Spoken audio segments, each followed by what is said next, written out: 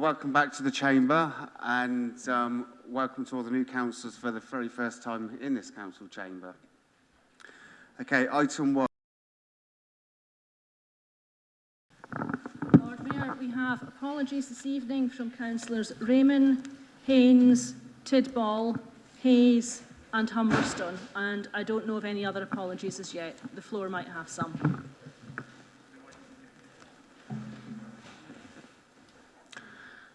Okay, I can't see anything, so I'll take that as noted. Item 2, declarations of interest.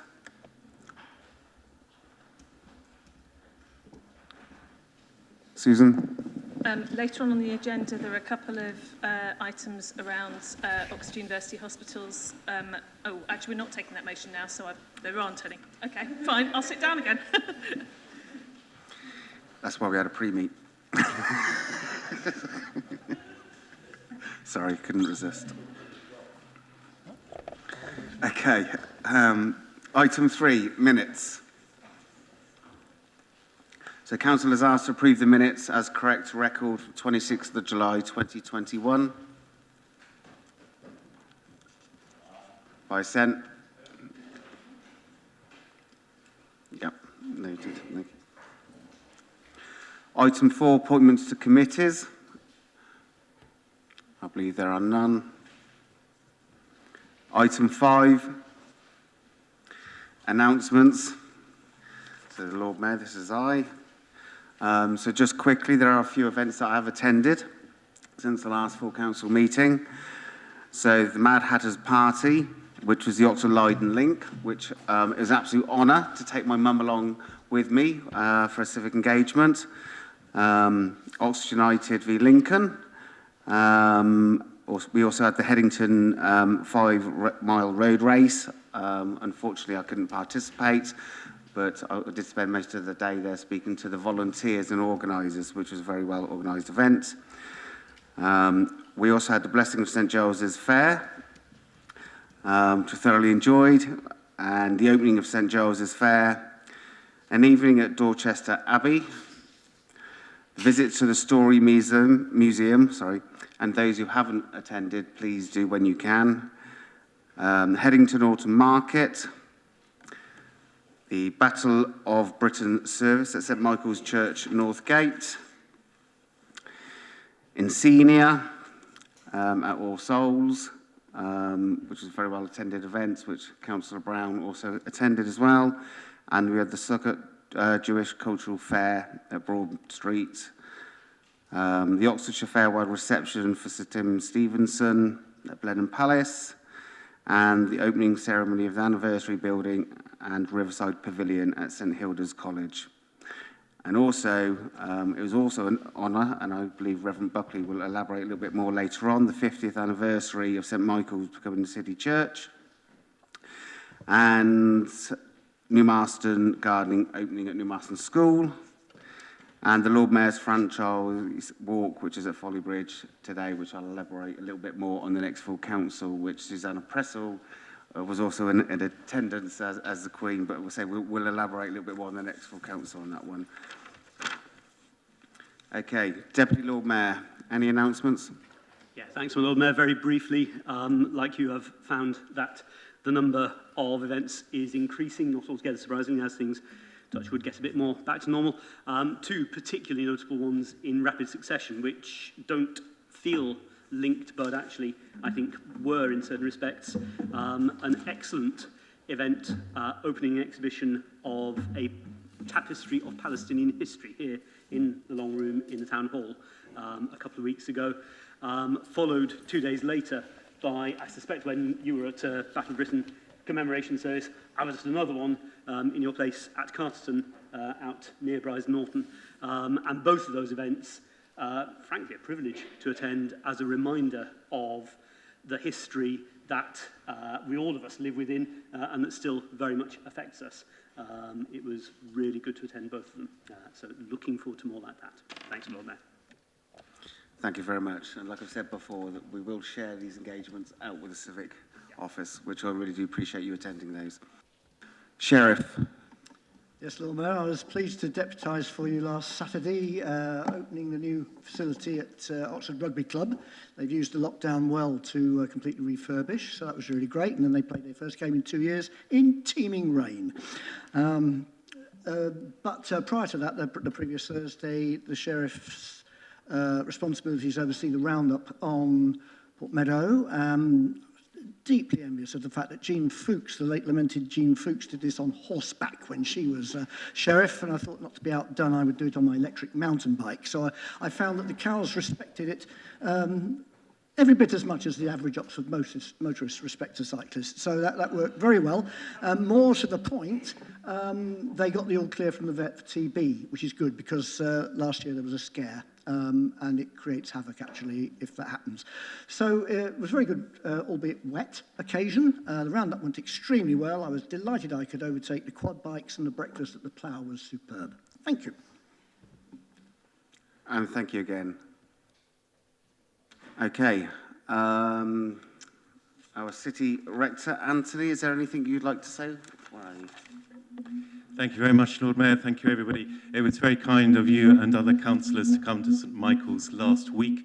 And the Lord Mayor, on behalf of the Town Hall, on behalf of all of you, did kindly present a new scarf for the city rector, or for the church. The last one was given 50 years ago, and it is worn well. This one will last for the next 50 years. If I could just say, in the service sheet from 1971, it pointed out that many present could remember when St Martin's Carfax closed in 1896. So from generation to generation, there have been people supporting you. I'm not sure if this is me making this strange noise. Am I using the microphone wrong, Lord Mayor? Okay, so my apologies. Thinking of community and people remembering you, I was speaking today with the youth work in Blackbird Leys, and he said he's not quite sure the effectiveness of what he does, except what he just loves to do is figuratively and physically walk alongside the young people for as long as it takes to see where they get. And I thought that's not a bad description of what we seek to do serving the community, just walking alongside people. As we may know, yesterday was the anniversary of the death of Francis of Assisi and his great words about bringing comfort to those who mourn and bringing hope to those in despair, light to those in darkness, etc. On another note, we may know this as well, yesterday was the anniversary of the first ever appearance of Elvis Presley in public, aged 10, and he sang in a talent show and he came second. And if any of you are like me, never won anything at all at school, let's just remember that for Elvis it didn't turn out too badly in the long run. Thank you very much, Lord Mayor. Thank you very much.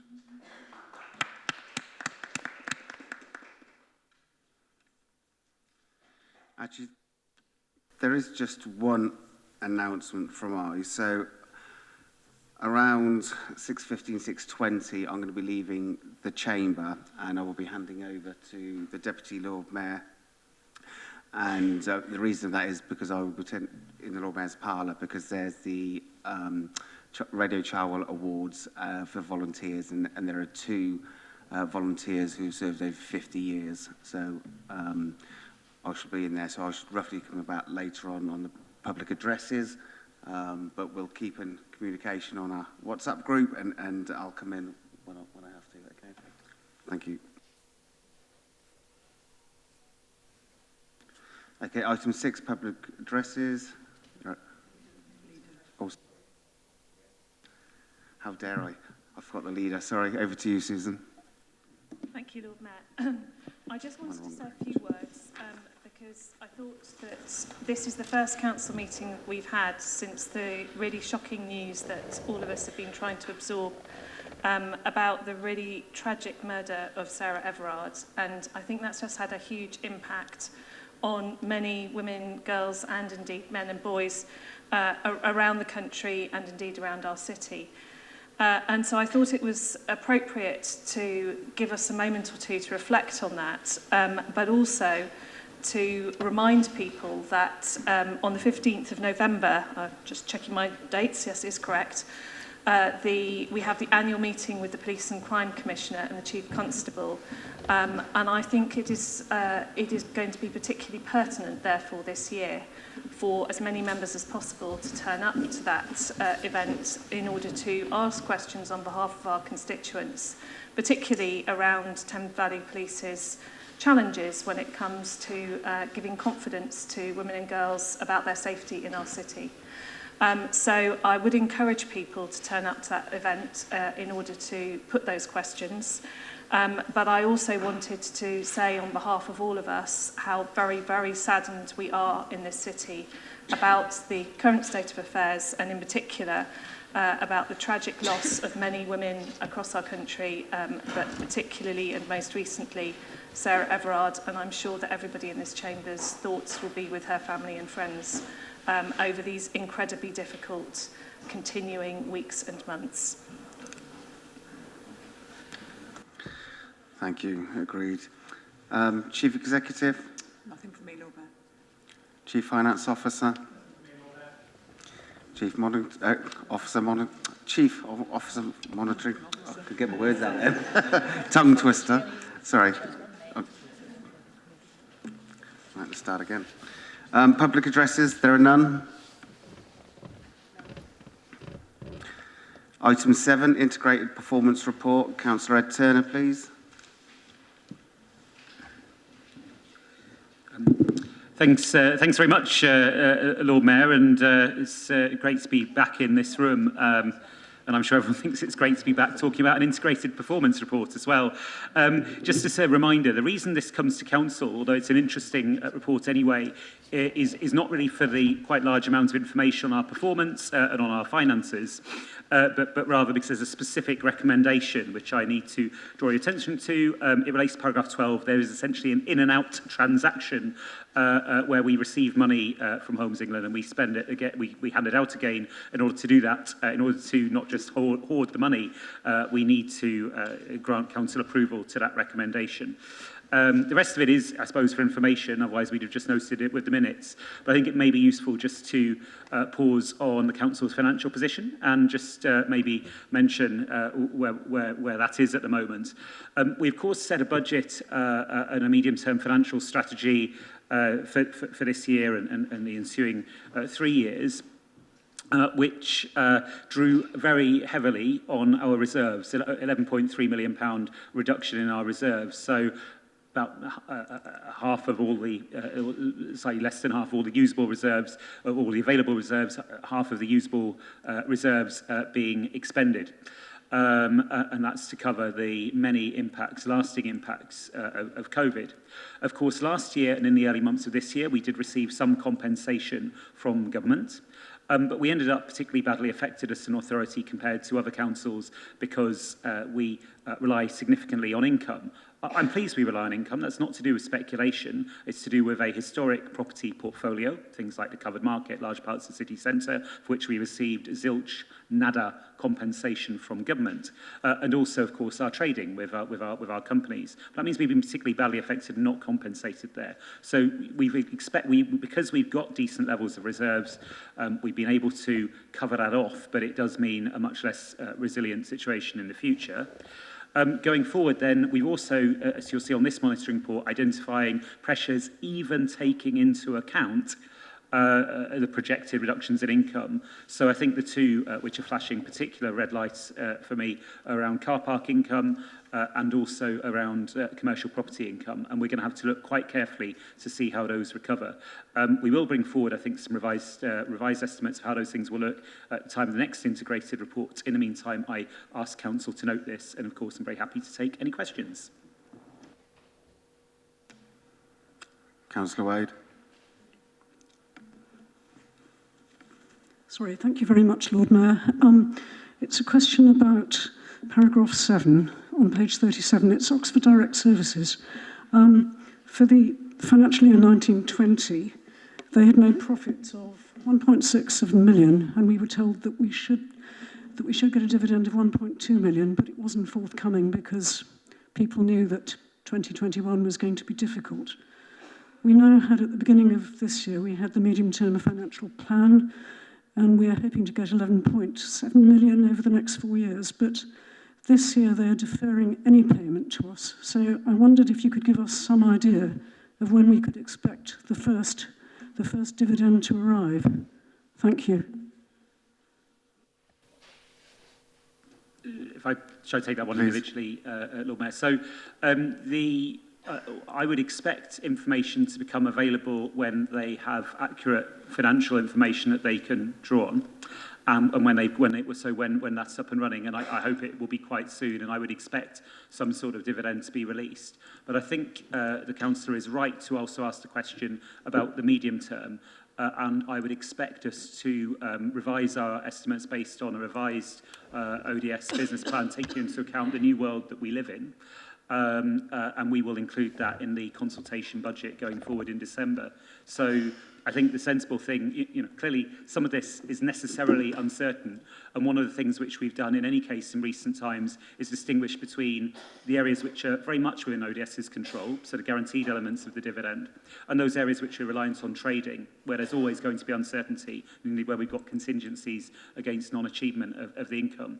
I think we will bring forward some revised estimates of those based on the best information possible in time for the budget. And in the meantime, certainly I know Nigel is our Chief Finance Officer. For those who don't know him, Nigel Kennedy. I think all the councillors have met you, Nigel, but maybe give a little wave just so they know. There we go. Don't be shy. That's it. Is awaiting eagerly the correspondence from ODS. And I can assure the councillor he has not forgotten the expectation of the dividend. And ODS would be very happy to confirm that as well. That's very helpful, thank you. Thank you. Councillor Gantz. Thank you, Lord Mayor. Thank you. I'd just like to add my voice to yours. How nice it is to be back in the chamber since I wasn't here at the last meeting, to welcome all the new councillors, still quite a lot of whom I've never met, but look forward to doing that. I'm also on paragraph 7, conveniently. You partly answered this in your introductory remarks. It's about car park income, and you said that there would inevitably need to be kept under review, but are you able to tell council anything specifically about the contribution of the Seacourt Park and Ride, and in particular the extension? Is it fully open? If not, when will it be? Do we have any idea about the financial implications of that? Lord Mayor, what I would probably have done at that moment is defer to my colleague, Councillor Tom Hayes, who's our transport lead, but unfortunately he's laid up with flu. Rather than attempting to, we do clearly have information on Seacourt as we do all of our car parks. I think maybe a useful thing, if it's okay, is for us to bear it in mind for the next monitoring report, and then we can look at it in the round. We promised some more granular information anyway around some of these areas for the next report. So if the councillor is happy to be patient until 10, then I'm sure Tom will be fully recovered from his lurgy, and I'm sure we can provide the information that he requires. Thank you. Councillor Wolfe. Thank you, Lord Mayor, and thank you for the report. I looked through the budget and the actual and predicted and stuff like that, and I was a bit surprised at some of the variances. A couple of them are quite obvious, really, when you look at the Mox Pens car park, Gloucester Green car park. There's 6 times and 4 times budget variance on those two, and one doesn't take much to guess why that might be.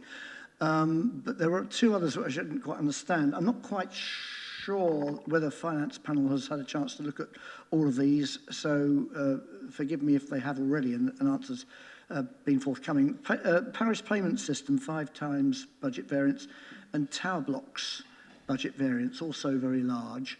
Doubtless there are reasons behind that, but I think it behoves us to ask the question. There's also a minor question. I'd just like to know what the city cycle schemes are that are referred to on page 39, because I'm quite interested in that and know whether it impacts the LTN stuff, for instance.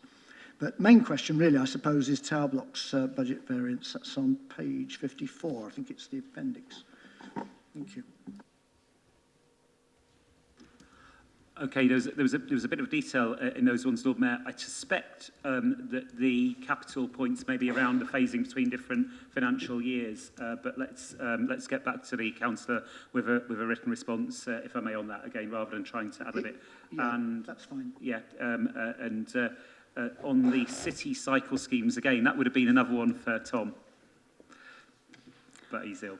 Thank you. So we need a seconder for the proposal, which is to agree 10 million to the capital programme. Councillor Hollingsworth. Ed, do you want to sum up? No. Thank you. We'll now take this to the vote. Yes, agree. Yeah, okay. Integrated performance report. So it's agree 10 million to the capital programme. That's what we're voting on, for those who are unclear. Okay, those in favour, raise your hands, please.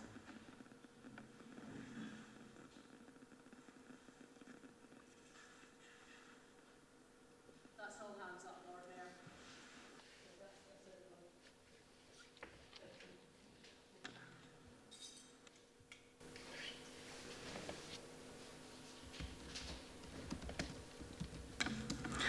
Okay, item 8, a bid for government RSAP funding to support the council's homeless strategy. Councillor Blackins, over to you, please. Thank you, Lord Mayor. Good evening, absolutely everyone. I'd like to first take a moment just to welcome Stephen Gabriel, who's new into post. If you could just wave so that everyone may become acquainted with you. Fabulous. Yay, we get to meet in the flesh. No more Teams and Zooms. Excellent. So I'm really excited and honoured that I get to bring forward this for your recommendations today. It's good to come with something solution-focused. We all care about homelessness within the city. And really today, it's just to get your recommendations that we're able to continue with our match funding of 2 million, which is going to make a big difference in the lives of those that are struggling with rough sleeping and homelessness. We know how much of a challenge it's been. We've seen how well the city's been able to pull together during COVID and the pandemic, but actually being solution-focused and moving forward. Two beds are not really what we need. It's 1 bed to really support those that are vulnerable right now. And I'm sure you have read the report. In good faith, I'm sure you have read the report. And I'd really just like us to move through and just be able to support this so we can move on to more valuable motions. Not that this isn't significant, but there's a lot for us to get through today. And the report is quite comprehensive, if that suffices, Lord Mayor. Thank you. Councillor Rowley. Thank you, Lord Mayor. And a quick experiment. Can you hear me through this? Yes. Excellent. Thank you, Deco, for your excellent introduction to the report. Just one further thing to point out, that not only has the scheme so far helped prevent homelessness for 107 households, it has also delivered a financial return to the council, and it has pretty consistently met our expectations for the return that it delivers. So it's an investment, as well as its humanitarian impact. It's an investment I think we can be pretty confident in. That can't be said for that many investments in this country at the moment. So an excellent report. Thank you, Deco, and I hope everyone will vote for it. Thank you. Do we have a seconder? Oh, sorry, Mike was seconded. Okay, so before we move to the vote, the Cabinet recommends that the Council resolve to agree to make the budget provision for the required match funding of 2 million. Oh, Councillor Wade, yes. If I could just ask a quick question. Yes? Yes, go on. Okay, fine. Thank you, Lord Mayor. It's about the paragraph on property acquisition. Councillor Blackings, that's paragraph 14. I'm wondering what will happen if we don't get the money from the Department of Levelling Up, as it's now called. Will we still be able to continue with this, with the 4 million from ourselves and from residents, or is the whole thing going to crash if we don't get the extra 2 million? And I've got another question, which is, I'm having problems understanding the last sentence of the first bullet point. This approach ensures no completion in the city 1-bed acquisition market with the current RSAP funding initiative. If you could explain that to me, that would help. But I'm assuming that both the 3 to 4 bedroom HMOs in the city and the 1-bed flats outside the city are all going to be okay for the funding from the DLU, they'll all be acceptable. So, sorry, that's two questions in one, but I'd be very grateful for your answer. I think I caught three questions actually. Could you please repeat the first one? I believe I got the second and third. Yep, sure. The first question is, if we don't get the 6 million, if we only get 4 million because the DLU aren't prepared to go along with what is being projected, are we still going to be able to go ahead with response, I think they're called? Okay. Am I best first to answer? Oh, Stephen, would you like to take this one? Oh, thank you. Hopefully you can hear me very well. I mean, what we would do if we weren't successful with the funding, we would reprofile. We would reprofile the programme down so we can work within the budget that we've got.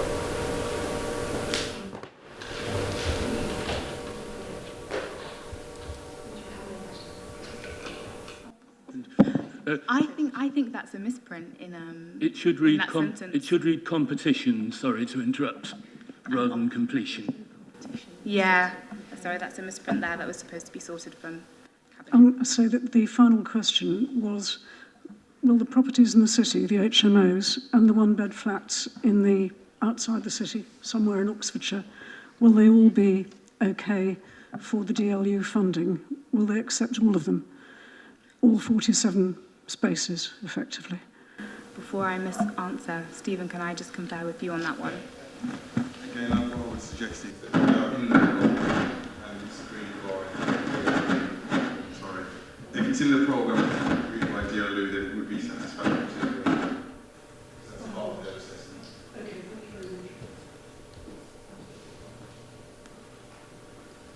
Okay, we're happy with that, yes? Yeah, I'm happy. Thank you very much. Just to remind people to go through the chair.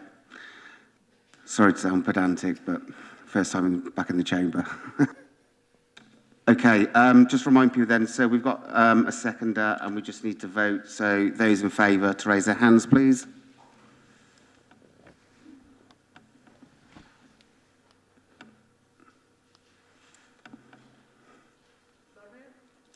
Yes. That's everybody, Lord Mayor. Thank you. Okay, item 9, decisions taken under part 9.3b of the Constitution. Councillor Brown, the floor is yours. Yes, I move the report which is for noting by council.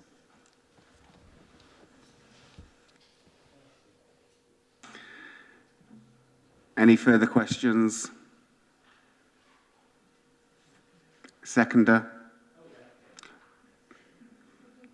Councillor Turner, okay. Okay, again, let's move to the vote. Those in favour, raise your hands, please.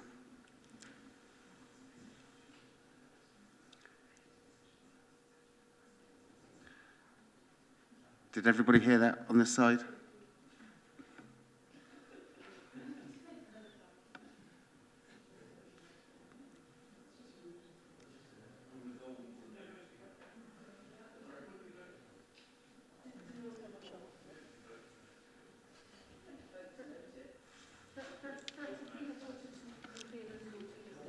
Okay. Okay, can we carry on with business, please? Thank you.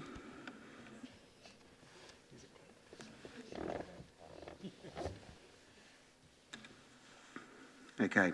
Item 10, Cabinet Minutes from the 15th of September. And I believe we have Councillor Smith wanted to speak on this.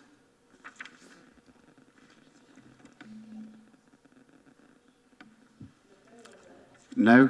Okay. Councillor Wolfe? Thank you. Yes, Lord Mayor, just a quick question. I'm referring to decarbonisation programme update, para 46, page 74. This is about ice rink and I think ox pens, dropping them from the Salix programme in order to stay within budget, as I understand it. The word that's used here is de-scoping of the programme. But I think I read somewhere else that actually those two projects that have been de-scoped or whatever from the Salix programme are going to be funded from capital reserves, which is true. Are they just basically being dropped, and that work isn't going to happen? Okay, I can see some nodding there. Being dropped. Yes. Okay. Can we confirm instead of nodding heads, please?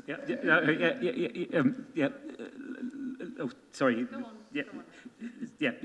I mean, I'm sure we'd love to look at other ways of doing them, but it's not included in this. No, it's had to be dropped, unfortunately, for the time being. Sorry, Mary. Apologies. Yeah, they were looked at, and the obviously it's gone ahead of budget, and so we needed to contain our budget. And when we looked at them, the Ice Rink and Rose Hill Community Centre had fewer carbon benefits for inclusion in the programme than going with the others. So that was the reason, so that we could maximise the funding that we could get through Salix. Thanks.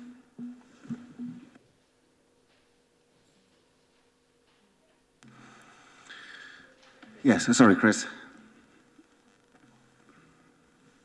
That's me, I suppose. I don't know if there are other Chris's. A question about the minute on council tax reduction.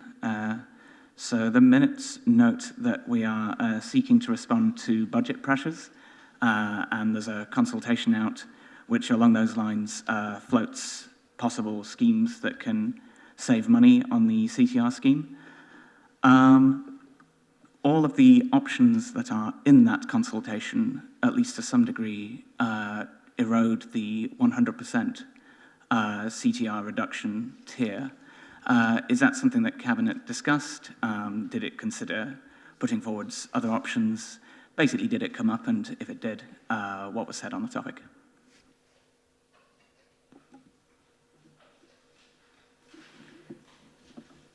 Yeah, do you want me to respond? Thank you. Yes, Councillor Aziz, please. Thank you for the question, and also thank you for being part of the Scrutiny Committee, which looked at detail at the proposal for the council tax reduction scheme and all your robust questions. So no, the Cabinet has not discussed reducing anything from potentially from 100%. As you know, there's a consultation that's being drawn up, and whatever the outcome of the consultation is will be a transparent process, so no decisions will be made on anything at all. Thank you. Thank you. Thank you, Councillor Smoten. Is that it? Am I allowed to follow up? Is that okay? No. Right. By email, of course. If that's it. You can ask a different question, but not a follow-up. If you want to ask a follow-up, you can do that by email. I think this would constitute a follow-up. I'll have to do that by email. Thank you very much. Appreciate that. Okay, that's for no.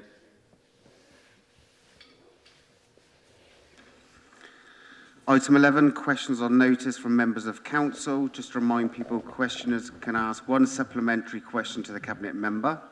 The Cabinet member answers this or undertakes to get this answer. No cross-discussion, no other questions, nothing other than members. So 3-minute questions, 3-minute answers from Cabinet members only.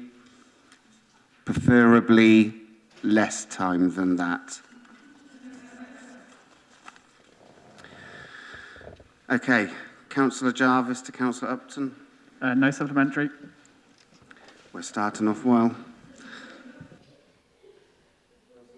Councillor Landon Mills to Councillor Rowley. Councillor Landon Mills to Councillor Rowley. Councillor Landon Mills to Councillor Rowley. Oxford Direct Services and Park Services. Sorry. Councillor Wolf to Councillor Rowley. HVO Fuel. No supplementary, Lord Mayor. Pleased to hear we're onto it. Councillor Smoten to Councillor Rowley. The housing management software. Yes. Do you have any comment on whether the review and the lessons learned will be published? And if it will, do you know roughly what timescale that might be? Thank you. The review obviously will be brought before this council, so will be a public document. I'm anticipating some preliminary findings towards the end of November, beginning of December. But this is an ongoing process, so we will continue to consider lessons learned from this, certainly until all of the updates from QL, and there are a significant number of upgrades to the programme, which will, for accounting reasons, will have to be completed after the beginning of the new financial year. So I'm not anticipating a full report until then, but information will be provided to members in the meantime on lessons learned as we go along. Thank you. Councillor Fuweather to Councillor Rowley. Same question. Okay. Councillor Jarvis to Councillor Rowley. Digital versus cash payment options. No supplementary.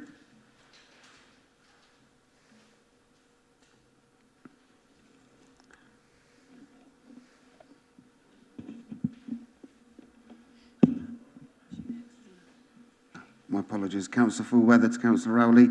Council email service. Councillor Miles to Councillor Rowley. Vehicle, fleet and cargo bikes. Yeah, supplementary question. Thank you very much for providing details of the breakdown of ODS's vehicles and the fact that you're exploring the greater use of e-bikes. I'm a bit concerned that there has been mention of limitations of ODS using larger bikes because of the majority of ODS services requiring tools and equipment. And so I'd like to explore, does the Cabinet member acknowledge, or at least the representative answering today, that some ODS services can be carried out using larger bikes, such as cargo bikes that are adapted to carry tools around the city centre? Thank you. Thank you. And, well, obviously, yes, because we have some e-bikes and are procuring more. However, as I'm sure you understand, a lot of the work that ODS does, certainly most of it, requires a vehicle with a more significant cargo carrying capacity, especially since we are moving in ODS to a situation where a worker who turns up on somebody's doorstep to fix a particular problem, and the problem turns out to be not quite what was expected, should have the flexibility then to carry out a slightly different piece of work, or if they spot something else that is wrong, to fix that straight away rather than having to come back. And that in itself reduces the number of miles, reduces the use of vehicles, but it's not possible by carrying a few tools on a bike. ODS operatives do need to be quite comprehensively equipped.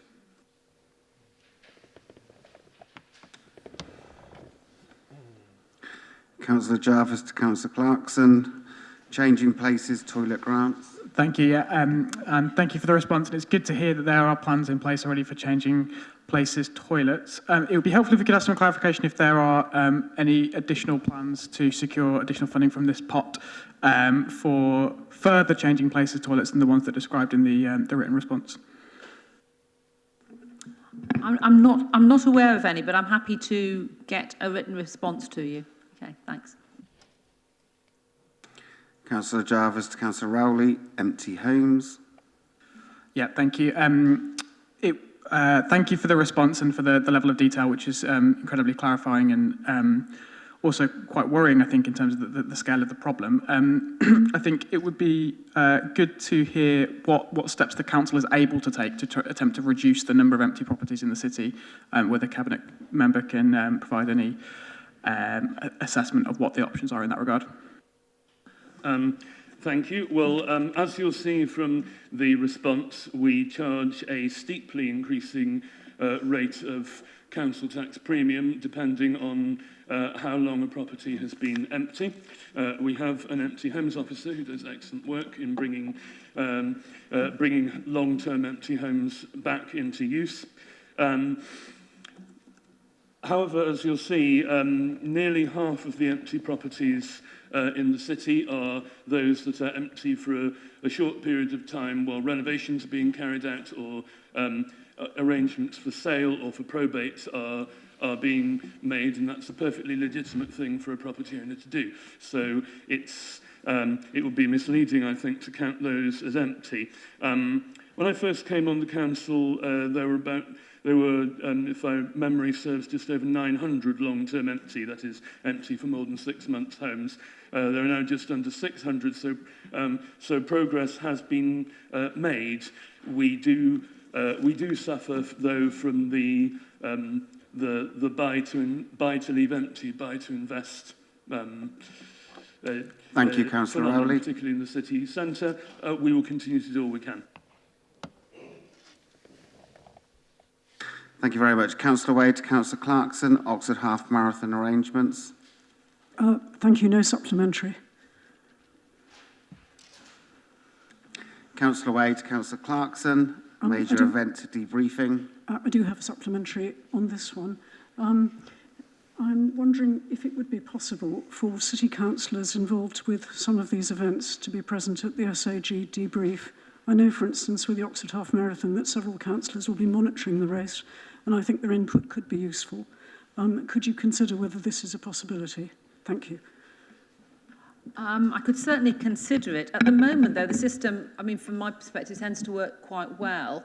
So there's debriefs after May morning, St Giles Fair, things like that. And normally the officers, particularly Paula Redway, our cultural development manager, does speak to me fairly regularly about any changes and any issues that have been brought up. And I'm happy to share any of those more widely. I mean, I don't go along to SAG because it's more for the sort of the experts, but I'm happy to feedback anything that comes out of them. Councillor London Mills, Councillor Clarkson, Cleaner Thames. Thank you. When do you think you'll get a response from DEFRA? And how will it be advertised? Okay, the timescale is, as it says here, that it has to be submitted by the 31st of October. We should have had a response from DEFRA, one way or the other, by the end of the year.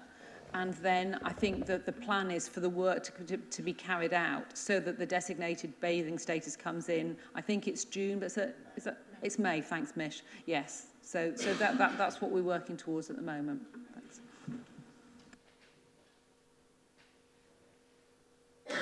Councillor Wolfe, Councillor Clarkson, bathing water status application. Lord Mayor, I've got 3 questions to Mary, 4, 5 and 6, and I don't have a supplementary question to any of them. Thank you, Mary. Please take note, Council, and set an example on this and follow this, please, in future meetings.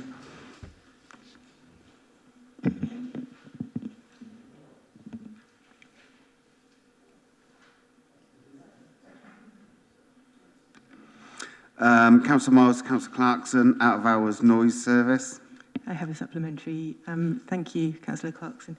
Just in terms of, first of all, clarification, can you clarify what's meant by callers declining a visit? And then my supplementary question is, do you actually track the number of complaints regarding licensed premises that come through the noise service? Because residents really see this as a service as a key mechanism to express their concerns around licensed premises. And I know that during the time period that we specified in the question, there were significant concerns that were raised regarding at least one licensed premises. Thank you.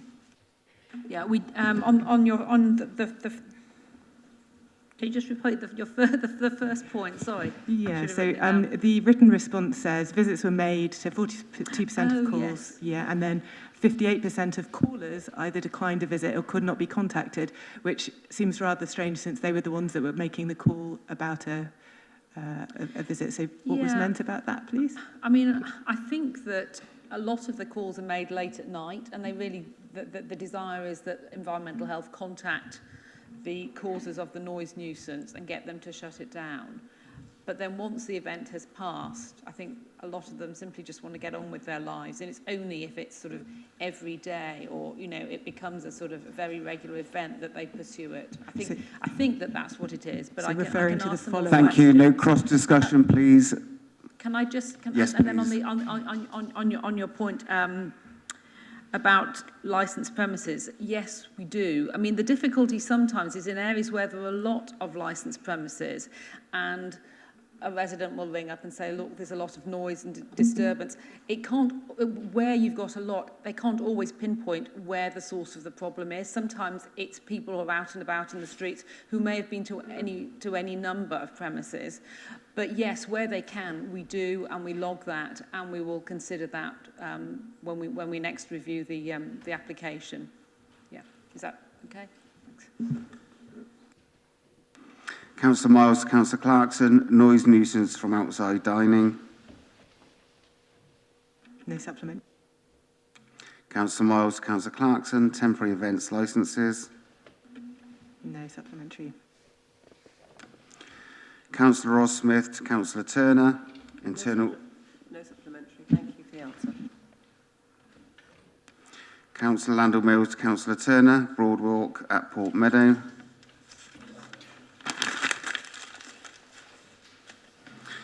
Councillor Wolfe to Councillor Hayes, roof brush shelters. I believe Councillor Brown may answer these. It's okay, Lord Mayor. I don't have a supplementary question. They're fully answered. Thank you.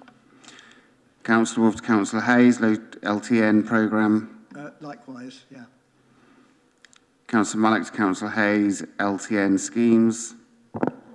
Thank you, Lord Mayor. Yeah, I do. I mean, I appreciate the answer. Obviously, Tom is not here. I wish him well. He's not well, we heard earlier. I don't agree with this because I think East Oxford has been just targeted in my point of view, because if you talk about I being a taxi driver, I can tell you how much rat run routes are in North Oxford. None of the experimental hasn't taken, and that was the question, why? Well, Lord Mayor, I think as these questions are about the County Council's low traffic neighbourhood schemes, I think these questions are probably better directed to the County Council.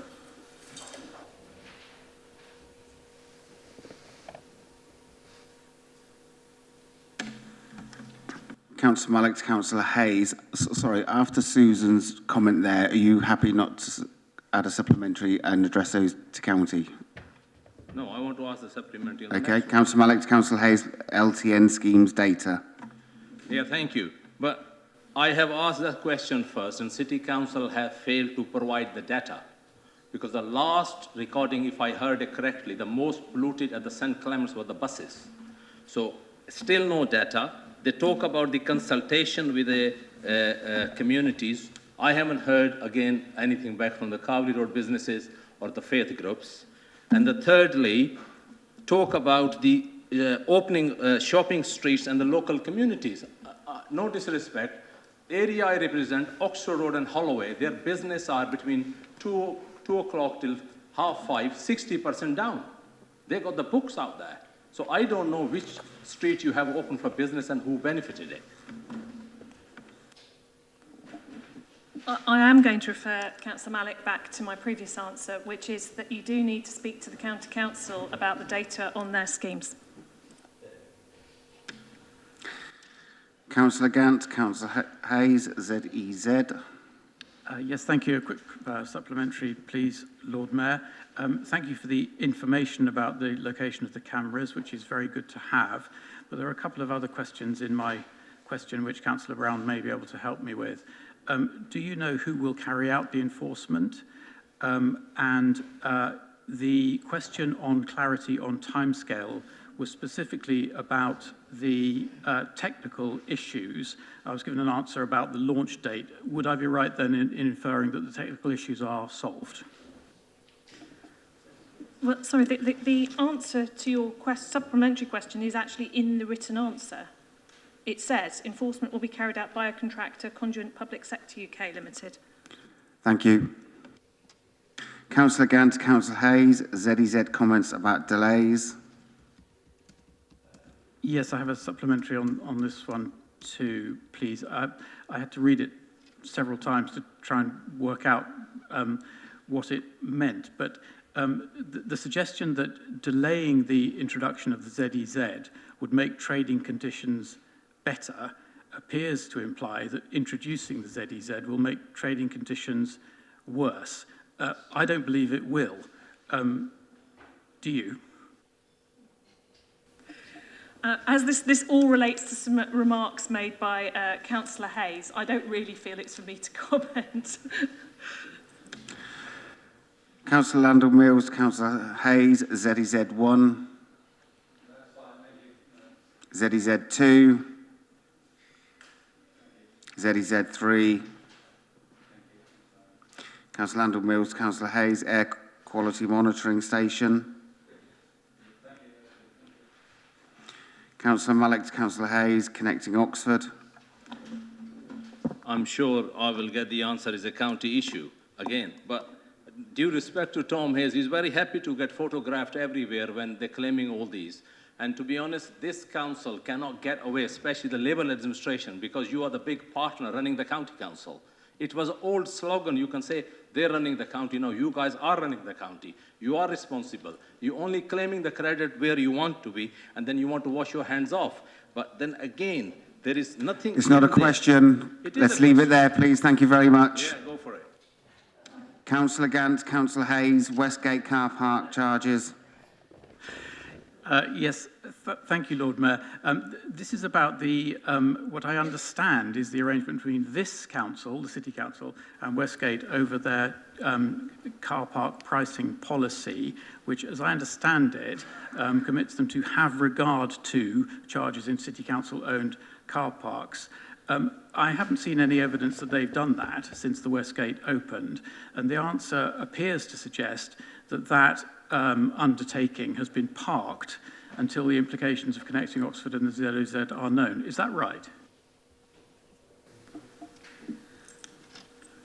No, I don't think it is right. I mean, we have had extensive discussions with Westgate about parking and parking charges and how to work more closely to encourage people to use public transport whilst getting to the Westgate. And I think they remain keen to be engaged on those issues. So whilst we don't have the power to require them to work with us, I think they have been quite engaged on in those discussions. Councillor Landell Mills to Councillor Hayes, Seacourt Park and Ride.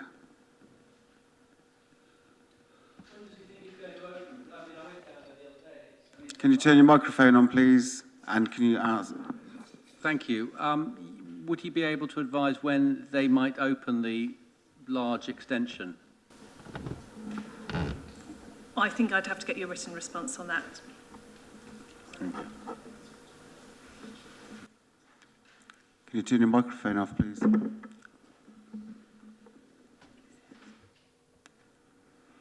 Councillor Wolfe, Councillor Hayes, e-cargo bikes grant funding. No supplementary, Lord Mayor, thank you. He's going to make a very good Lord Mayor. Councillor Pegg to Councillor Aziz, numbers of Afghan refugees. When do you expect the council to have sourced this housing, and when are you expecting the Afghan refugee families to arrive in Oxford? Thank you, Councillor Pegg. A number of Afghan families have already arrived in the city. They arrived several weeks ago, and the county is leading on the response. And that's basically what I can tell you. And we are working very closely with the county and with private landlords and others to source housing for families.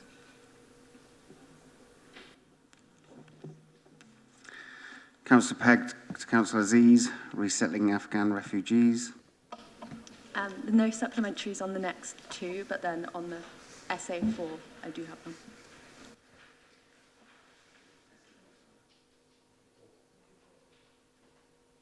Councillor Pegg to Councillor Aziz, supporting Afghan refugees.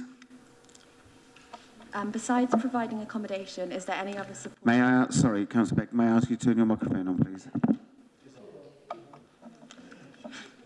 That's my hearing aid.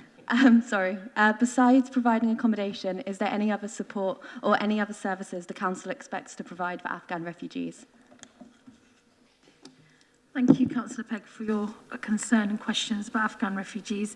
So the Council is working very closely with third sector organisations across the city, including Asylum Welcome and others, and we are providing support to them in terms of a coordinated response.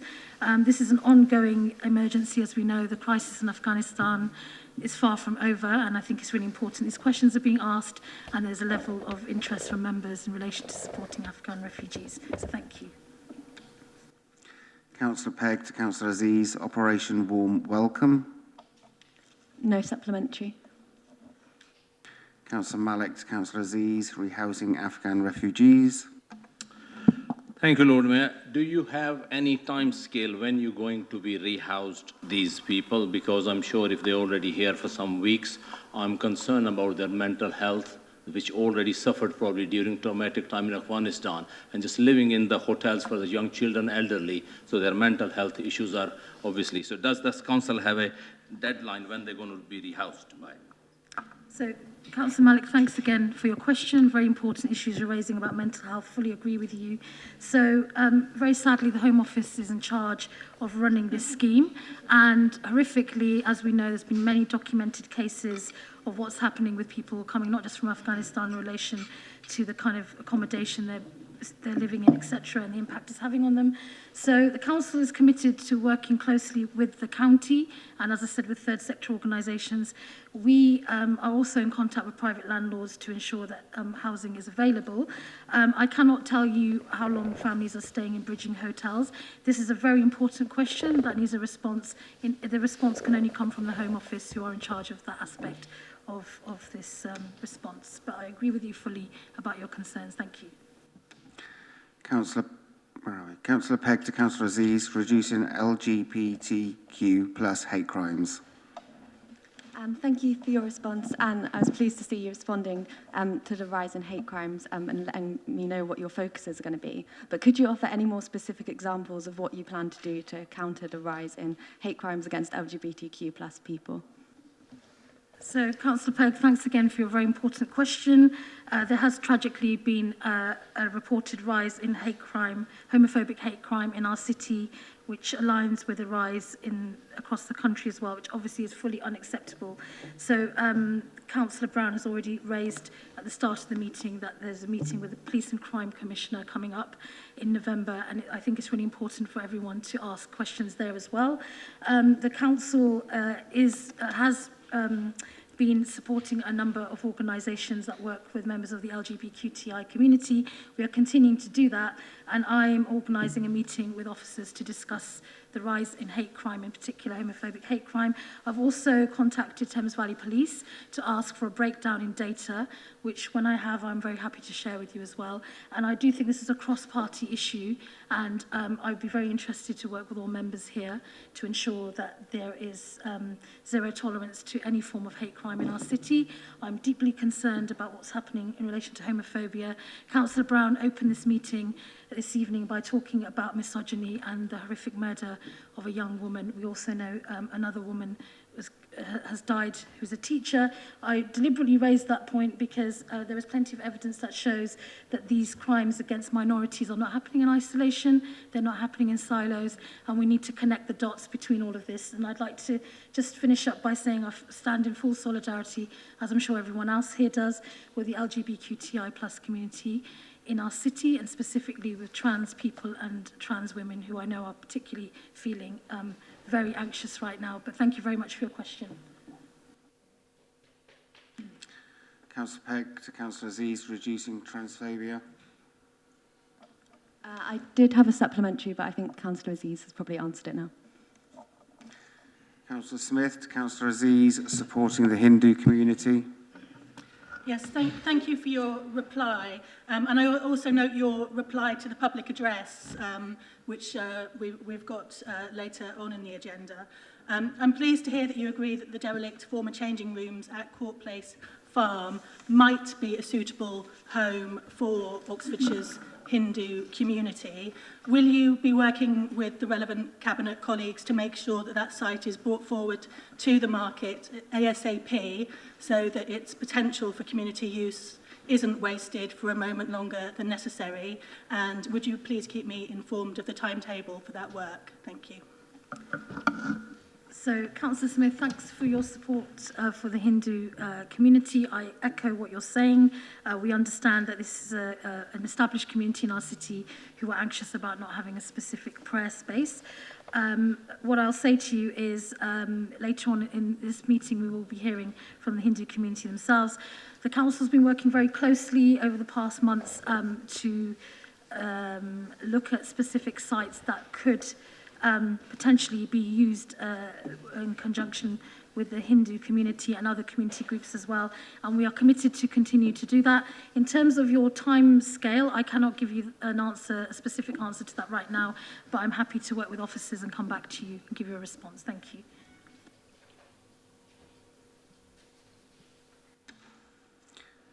Councillor Malik to Councillor Arshad, support for a Muslim cemetery. Thank you, Lord Mayor. The question is very clear, but I'm quite confused on your answer. You contradict kind of yourself. In the second paragraph, you say it's far too early to predict, and then you go on to say, no potential site inside the city have been identified in the local plan 2040 local plan for the Oxford is unlikely to identify the new burial site. So which one is A? Either it's too early to predict, or you actually not considering it. So what are you saying?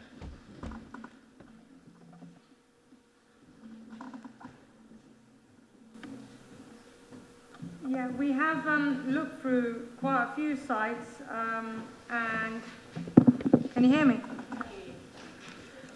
Sorry, I took my mask off. Yes, we've looked at quite a few sites, but we haven't identified a burial space in the city. As you know, that this is a national crisis. It's not particular just to Oxford, but we are working with neighbouring authorities to find out, to identify a particular site so that we can help all our communities.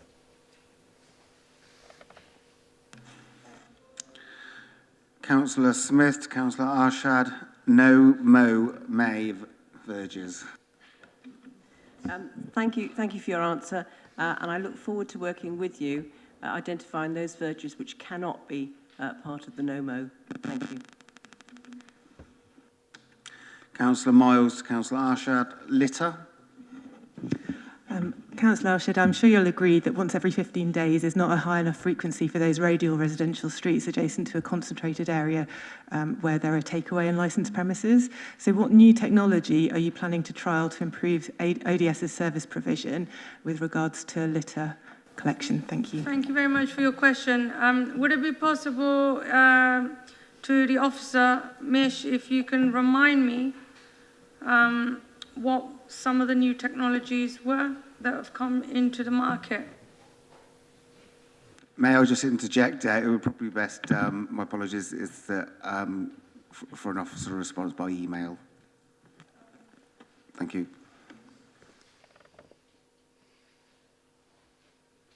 Councillor Landell Mills, Councillor Arshad, Green Flag Scheme. Councillor Malik, Councillor Arshad, Community Facilities at Cowley Marsh Park. Thank you very much, Lord Mayor. Thanks for the answer. But as the council or anybody will be aware, the schools you cannot use it because of the safeguarding issue when the kids are there. So please do not identify these are community facilities, because when the people want to go, you're not allowed to go in. And there is an example on the Aspire. Is there a question? It is a question. And let's make it a question now then, please. I am making a question. So what makes you right that because under the safeguarding, the people can't use the facility in the daytime because the school is running?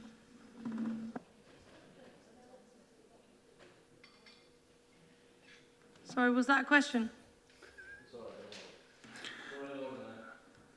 More of a comment. Let's move on to the next one, please. Councillor Pegg to Councillor Arshad, reducing paper recycling going to landfill.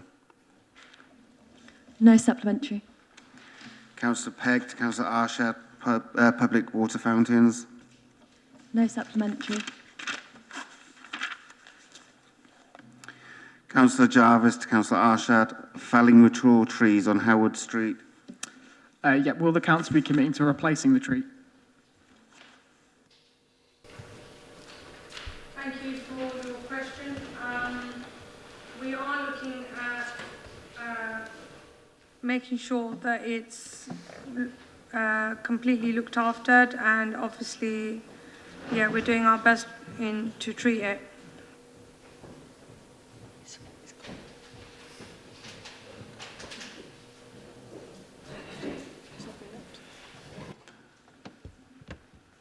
I think what Councillor Arshad will do is follow up with an email as well. I think that would be best. Thank you.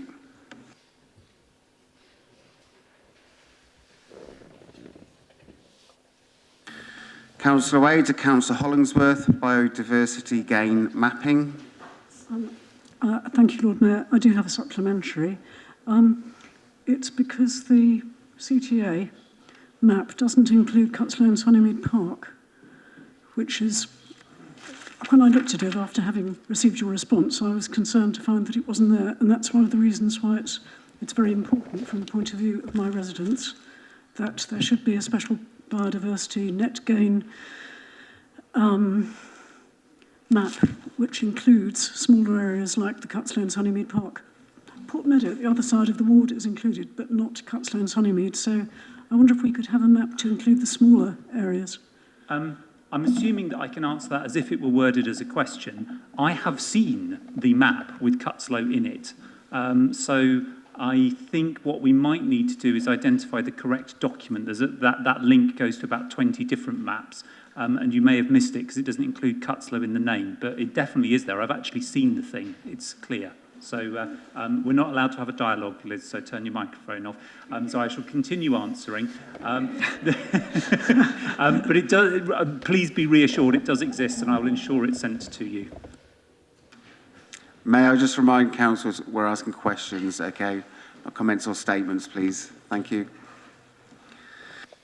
Councillor Landell Mills to Councillor Hollingsworth, biodiversity gain mapping 2. Can you turn your microphone on, please? Hoping it will buzz.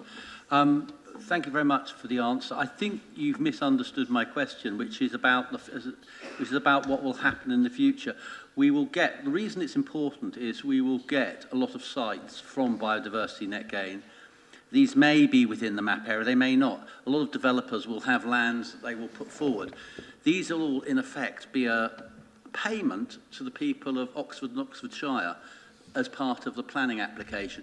It's therefore very accurate to have a record of what has actually been agreed, not what is proposed. And what I'd like to see, and my question is about, is will there be a map of the actual agreed sites? I completely understand that, and this is the first time I've actually seen the wording of your question, because when it was sent to me, it was identical to the wording of question 1, hence my answer being identical.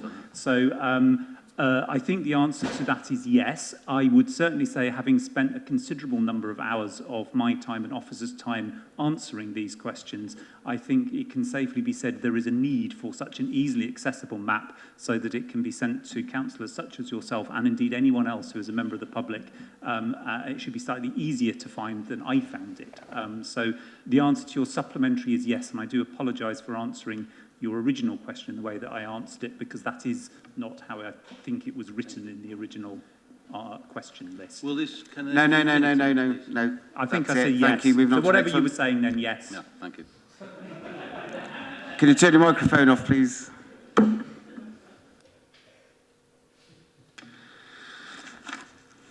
Councillor Gant, Councillor Hollingsworth, securing biodiversity net gain in development. Yes, thank you for the answer. I do have a quick supplementary, which you partly answered already, because the process and the science of offsetting is, of course, developing all the time. But it's not just about how much land, it's about the quality of the land and what you do with it. So I'm very delighted to hear that this council is pursuing these additional measures. And my question is simply that, is the council going into those discussions with the intention and the wish to adopt measures of this kind? Yes, obviously the outcome of such discussions is still unknown, and we may not achieve that. But yes, that is the intention. And on the broader point, I think you're absolutely right. There is a wide variety of biodiversity offsetting, just as there is a wide diversity of carbon offsetting. And I think a qualitative assessment of different carbon offsets would reveal that some are considerably better than others. And I think the same would apply here. So yes, we're very much looking for best practice. Biodiversity net gain 2 and 3.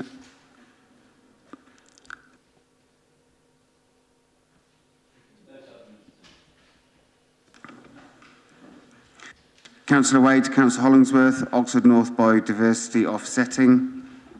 Yes, thank you, Lord Mayor. I've got a supplementary. Would you accept that the Friends of Cutslow Park had no knowledge of the offset intended for the park until I showed them the statement in July of this year that in fact it hadn't been provided to them? This one has been a fun use of my time and officers' time. I think what you showed them was not actually the proposal, hence the confusion and all sorts of difficulty. I think what you showed them, I believe, was a draft. I'm completely innocent. I'm not saying that you did it incorrectly. I think you were provided it in good faith by a planning officer who hadn't realised it had been superseded by discussions with the ecology team. That was a very unusual heckle. Thank you. So I think what you shared with the Friends of Cutslow Park was not actually what was eventually proposed. What was proposed is, as I've laid down in the answer, what had already been agreed as part of the biodiversity, get the words correct, the Green Spaces Biodiversity Review and the Cutslow Park Management Plan. So what you showed them, I think, entirely in innocence, was a superseded draft that had been overtaken by events and was provided to you in good faith but inaccurately by a planning officer. I'm still waiting for that to be completely confirmed, but it's the only explanation that I have that makes any sense. Can I just No, refer to that, Lord Mayor, no. because it is You can important. follow this up with an email, please. Thank you. I think that's probably Yeah, unreasonable. okay. Yes. I merely want to say that that was the final report. It was given to me by Savills at a meeting with members of the Oxford North TWO group. And, I then showed it to the Friends. All I can say is that the council's officers have assured me that, and I'm slightly leaping ahead to the next question, that no hedge is involved. And the proposals are for the improvement of the grassland, which anyone who's been on the park run is the long grass in the bottom corner as you come round next to the wood, a project which is already underway and which is funded through that, and that's the one that's referred to throughout. So, okay, in which case I'll absolve the planning officer who sent you a draft report completely, and I am, as you are, I think, at a loss as to what Savills showed you. Councillor Gant, Councillor Hollingsworth, biodiversity net gain from Oxford North. I think we've probably talked about this enough. Thank you, Lord Mayor. If that was a question, can I say yes? Without getting much enlightenment. Councillor Gant, Councillor Hollingsworth, Oxford North access from sites. Well, first of all, thank you for your congratulations, but I think reports of my importance have been very much exaggerated.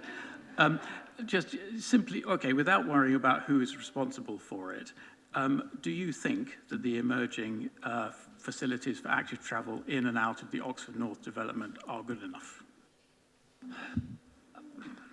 In terms of are they acceptable to the Highways Authority and therefore to the Planning Authority and were recommended for approval to the Planning Committee? Yes, and that is the test.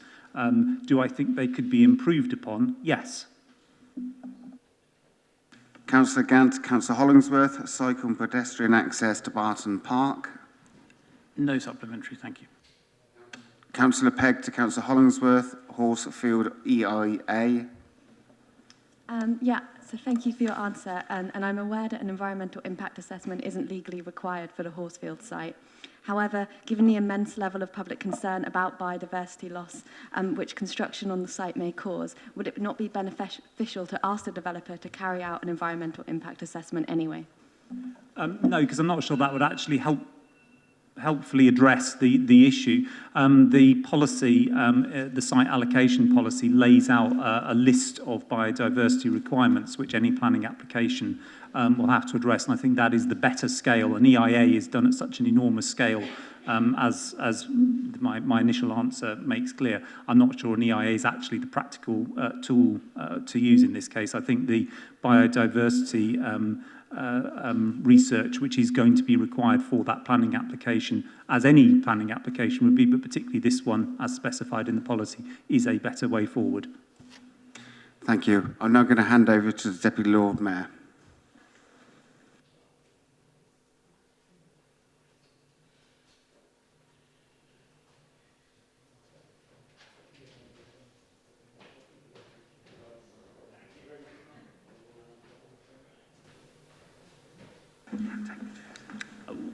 Oh, I can. Right. That's meant.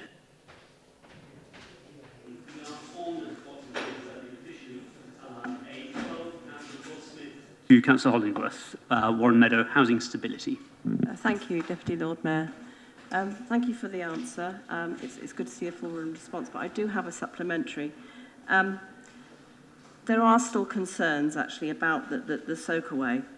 Consultant geotechnical for the builders, Leafields, to say that due to ground instability, soakaways were not advised, yet the soakaway is to be constructed in probably the most unstable 4-metre zone next to the edge of the bank. Add to this the loss of the bank stability, the destabilising effect of the tree roots drying as a result of the damage caused by evacuation for the soakaway. In short, the SUDS and the tree management will increase bank instability. What plans have the Council made, firstly, to monitor the slope stability and on an ongoing basis, and secondly, to excavate and compensate householders if the slope shows signs of collapse? I think from memory, what you're reading is not a report from a structural engineer, but I may be wrong about that. Certainly, the expert you cited in your original question is an entomologist rather than a civil engineer. So I give great weight to his knowledge of entomology rather than his civil engineering expertise. The answer to the two supplementary questions.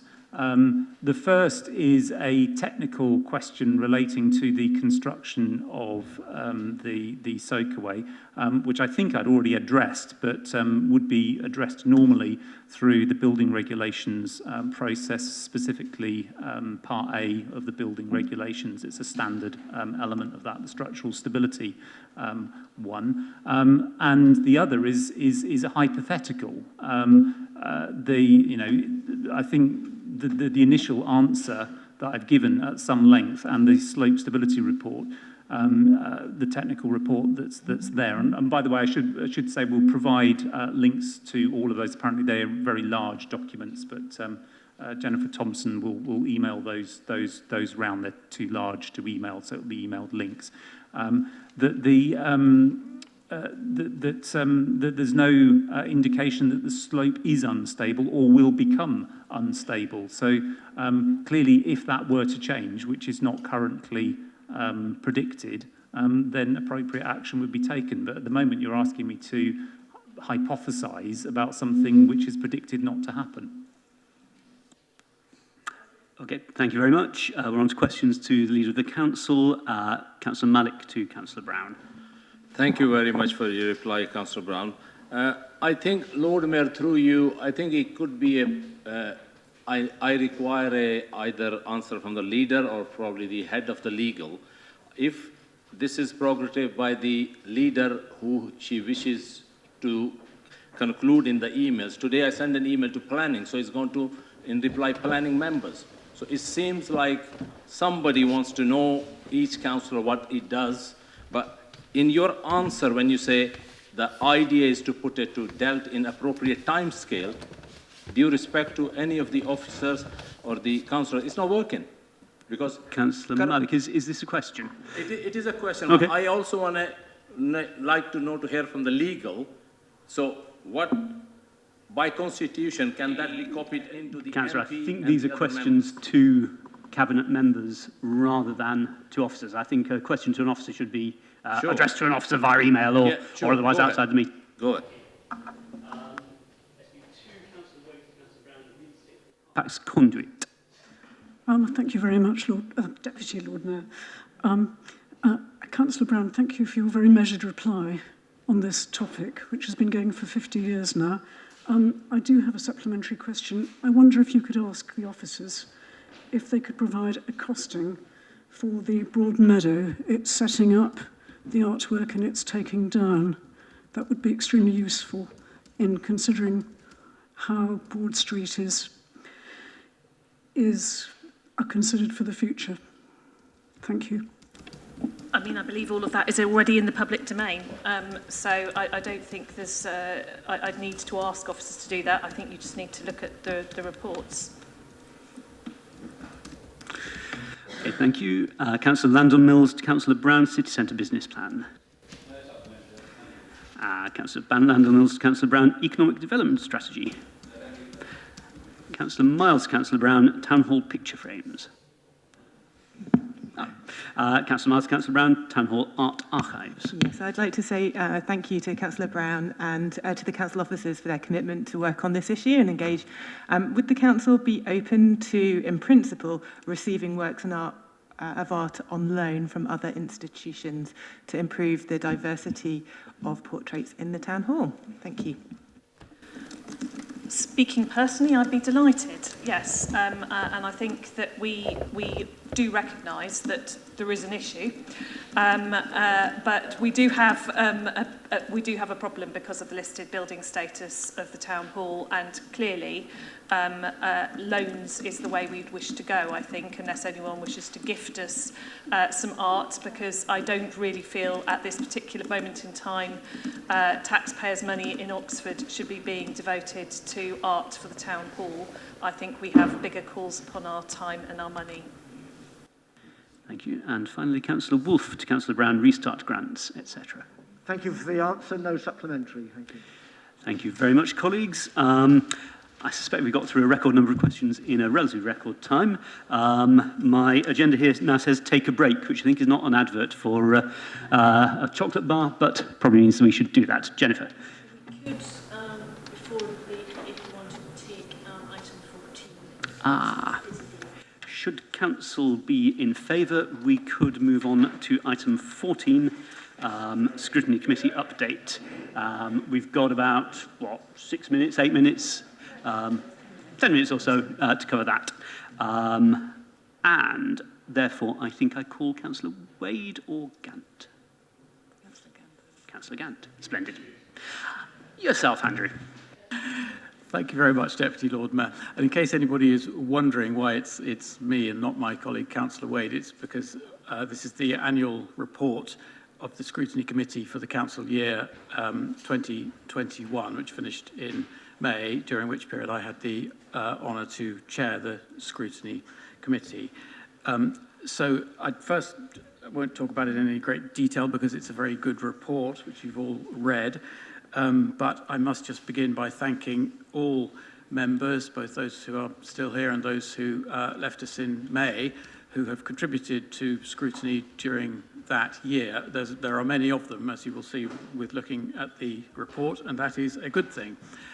In particular, I'd also like to extend my thanks on behalf of the committee to our excellent scrutiny officers and other officers who've supported the committee, in particular John Mitchell and, of course, our scrutiny officer, Tom Hudson, who is absolutely first class, as you all know, if you have read my report, because he wrote it.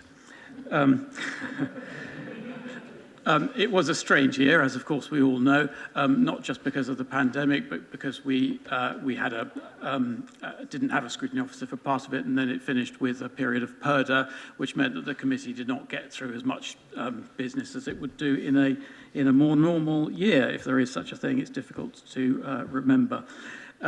Just picking out a couple of themes rather than details, the committee has spent a lot of time thinking about how to monitor the performance of the council, what targets to look at, when to revisit them, how to evaluate them, with a great deal of detailed input from committee members on that.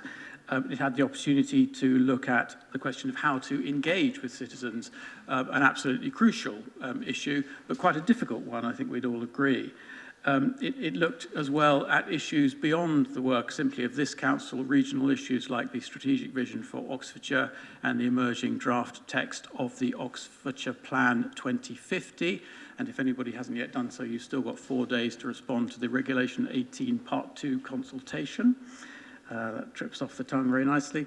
But finally, I'd just like to say that I think, if I may be permitted an observation after 5 years of chairing the committee, that scrutiny works well in this council. And I think the reason for that is that the people in it treat it in the way that makes it work well. In other words, it is absolutely not, under any circumstances, party political. It is a group of backbench councillors whose job is to be a critical friend and a challenge to the executive. I think we do it better than some other councils, without saying who they are, and I hope that will continue under the excellent stewardship of my colleague and successor, Councillor Wade. If anybody has any questions about the council year 2021, I'm happy to take them. Sorry, I should also have said, of course, the committee also has its standing panels and one review group during the year, which was very admirably chaired by Councillor Aziz, so I'm sure they would be willing to take any questions on that. Do please get involved, do please contribute, and if you have any suggestions or questions about the current year, I will address them to Councillor Wade. Splendid. Thank you very much, Councillor Gant. So questions to Councillors Gant or Wade or Aziz as appropriate. Councillor Hollingsworth. I'll phrase this as a question, Deputy Lord Mayor. Would Councillor Gant agree with himself that that scrutiny as it works in this council does indeed work as he describes and as it should? I've done training sessions on scrutiny for other councils up and down the country back in the past times when you were allowed to do such things. And I think that I have been able to use the many positive examples of work done by the Scrutiny Committee under his chairmanship and the previous chairs as something to educate and to some extent inspire other councils to do a better job. And I think he and his predecessors and his successor do an excellent job. And I'd like to place that on record. Yeah. Yes. Excellent. Wonderfully succinct. I believe I see Councillor Wade. Thank you, Deputy Lord Mayor. Just one comment, and it's about public attendance. I suspect that was much higher when we were on Zoom and people could watch us without leaving the comfort of their homes. I've only chaired 2 or 3 meetings and we've had just one person attending. That's been that. And that slightly concerns me. I would like the public to be more involved seeing what we do. And really, I'm just asking council members to consider how much this matters, and if they do think it matters, what we should do to improve public attendance at what I think is a very important committee. Thank you.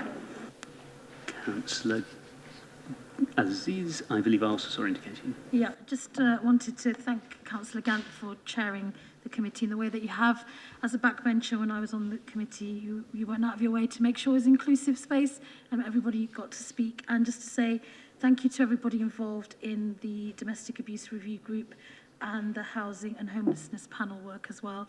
I'm very pleased to see that the work of these review groups have been translated into council policy as well, and I think that's really important. But just to thank you, to go on record to thank you, and also to say I'm glad to see Councillor Wade is now taking over as well, so thank you very much. Thank you very much. Colleagues, any more questions to relevant councillors? I see none. My understanding is that we are technically expected to vote to note the report. I suppose then all those in favour?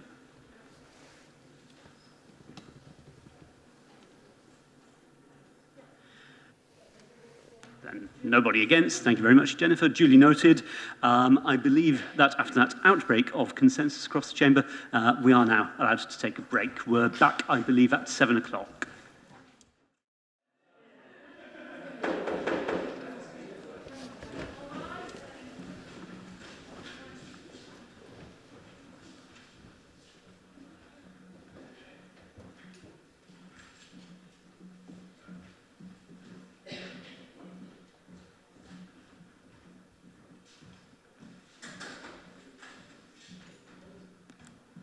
Thank you very much, colleagues. Do sit down. So, colleagues, as you'll remember, we are on item 12, public addresses and questions, of which, as you'll see on the agenda, we have 7. So, await the first speaker or speakers.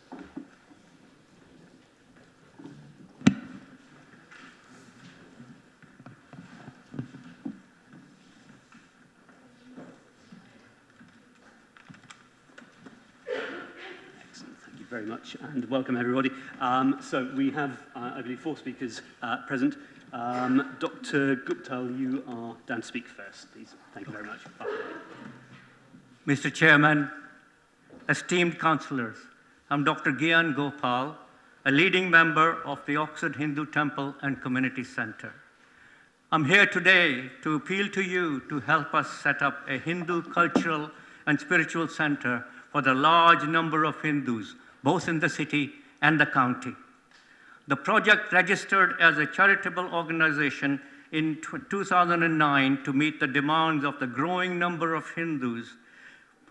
In the 2011 census, more than 3,000 had declared themselves as such, for a central place of their own where they could gather to celebrate their culture and do communal worship.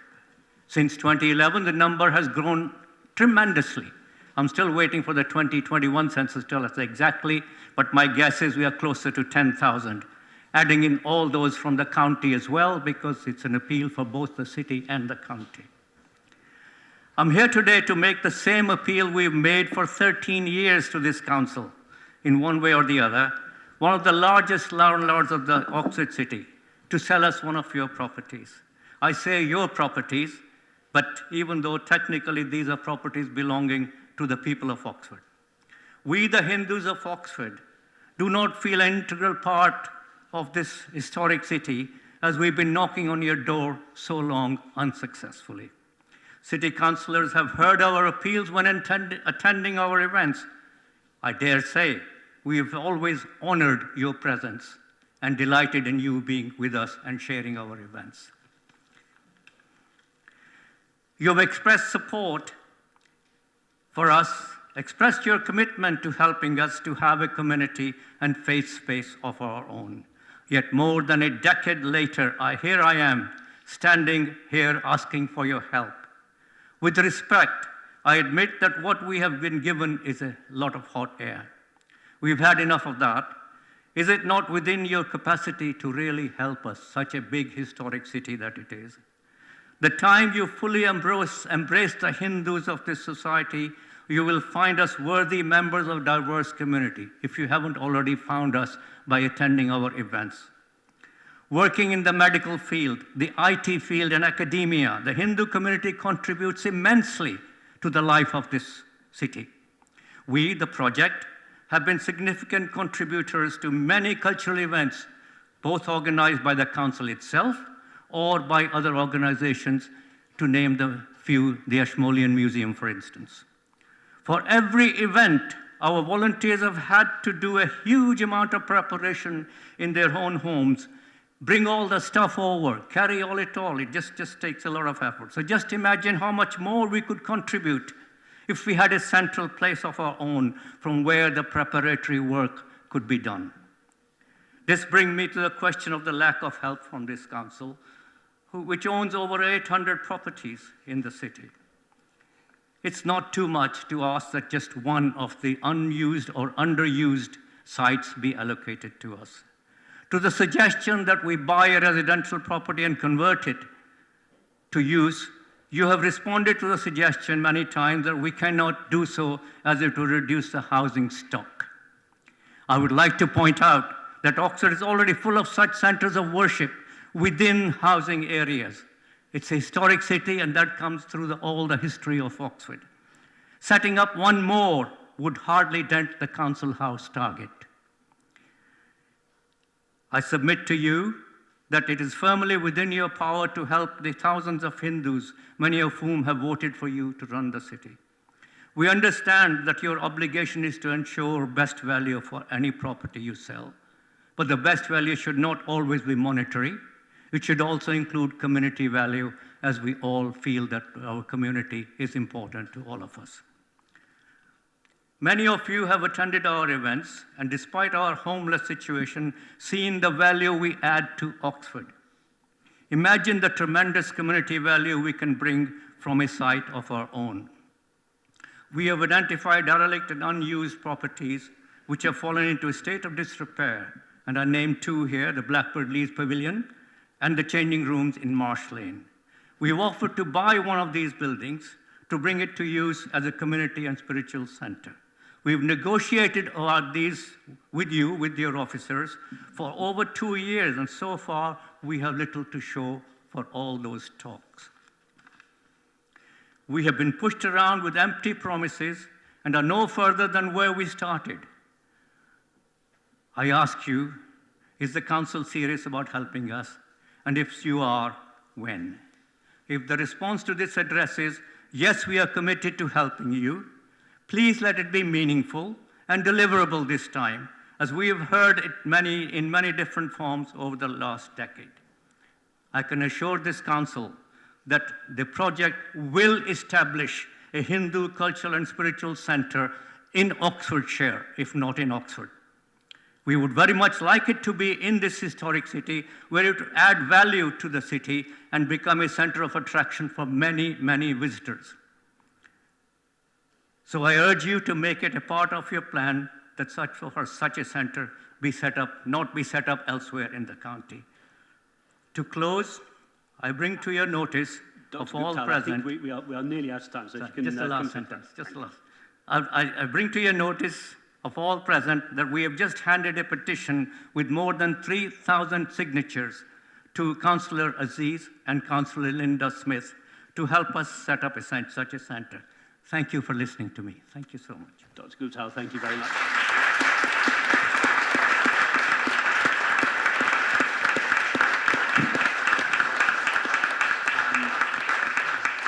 Thank you, colleagues. I believe that Councillor Shoters is member for Inclusive Communities would like to respond. Yes, so just first of all, namaste, Dr. Gopal, and everybody who's here from the Hindu community. It's great to see you here this evening. Thank you for your very passionate address. I think it's very important that everybody in this chamber listens to what you're saying. I'd just like to start, though, by acknowledging the great contribution that the Oxford's Hindu community has made from day one to our city.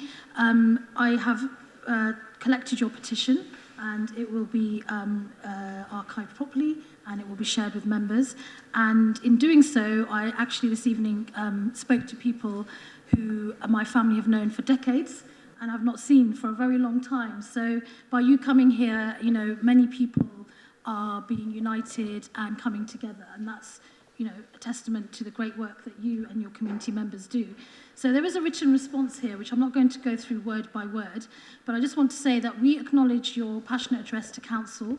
We very much want to put on record our recognition of the excellent work and contribution of the community to our city. And we want to emphasize again that we are committed to working with the community, as we are with all communities, to find a resolution to this issue. We understand that the Hindu community is established, and of course you should have a place where you and generations of Oxonians and Hindus can pray. and we are looking to work with you. And as you know, over the past year in particular, the dialogue that we have been engaged with has been picked up again.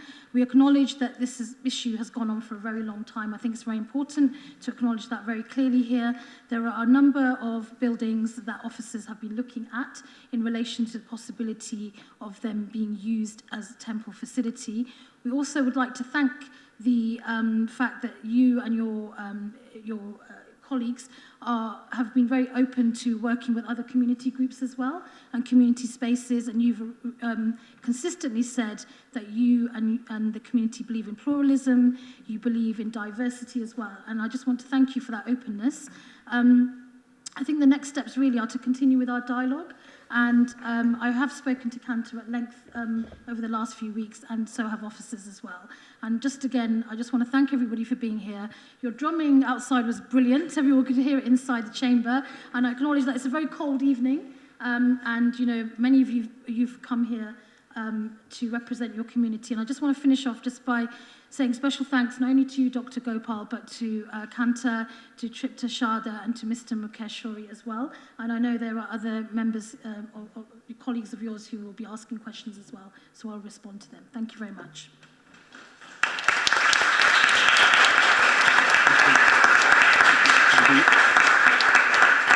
Thank you very much, Councillor. We now have a series of 3 questions on much the same topic. The first from, I believe, Mrs. Cantor Gopal. Please, Cantor, the floor is yours. Thank you. Good evening, Council. May I just say a few sentences just to lead into my question? If they are brief, they're very 3 minutes altogether. So yes, they're very brief. Yeah, I'm Kanta Gopal from the Hindu community, and I'm a member of the Oxford Hindu Temple. We are a charity that believes very strongly in community cohesion, and we've done a tremendous amount for bringing communities together and for opening up new platforms for people working together. In the last 13 years, we have built up partnerships within the city, the council, the museums, other communities, and we are respected members of the multi-faith group. We've also been proactive in bringing other community groups together to work with heritage sectors. For example, we work with the Museum of Oxford, the Ashmolean for the One World Festival, the Council's World in Broad Street, and in fact, we've taken part in lots of other events. We do promote very strongly the cause of diversity, equality, community cohesion. And well, so we feel that, you know, we have been asking and looking for a place, and we've been doing that for like 13 years. So just to say that, you know, with the diversity in Oxford, 18% of the students are from the ethnic minorities. And about, where are we? 28% of Oxfordshire's inhabitants are from outside the UK. We are a charity, very inclusive, and have worked mainly in regeneration areas to promote knowledge exchange and widen participation. Mrs. My Gopal, question, you have a minute, so you may want to move on to the question. Yes. My question is, in discussion with the council officers, community councillors and leaders, it has been positively suggested that the Blackbird Leys Pavilion and the changing rooms at Marsh Lane is a possibility to help us establish a Hindu centre at one of these places. These discussions have been going on for nearly 2 years. So my question is, when will the council come to a decision on one of these properties? And we await the survey report to find out the outcome of that report. Yes, thank you. Thank you very much indeed, Mrs. Carter.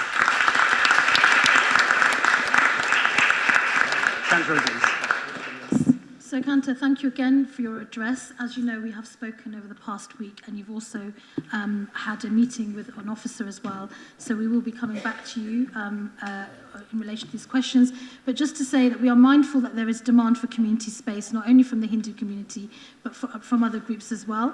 And we have explored how we might bring these two sites that you've mentioned back into community use. There's a number of procedures that the council has gone through, as you're aware. You are waiting for the outcome of a report in particular that you've mentioned, and I hope in the next couple of weeks to be able to follow up with you and provide you that information. We are aware that the Hindu community is keen on the option that you've mentioned, but it's important to note that the council would need to market the site in a fair and transparent manner to give other community groups the same opportunity.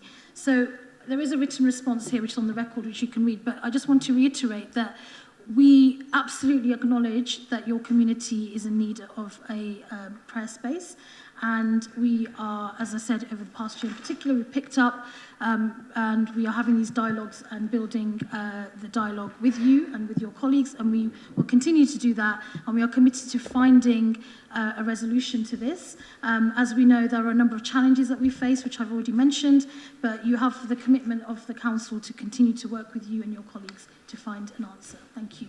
Thank you. Thank you very much. Thank you very much, Councillor. Third item, another question from Mr. Mukesh Shori.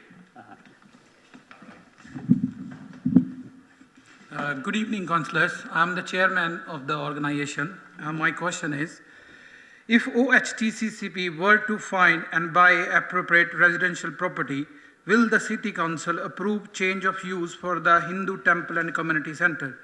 After all, there are many places of worship within a residential area already in Oxford.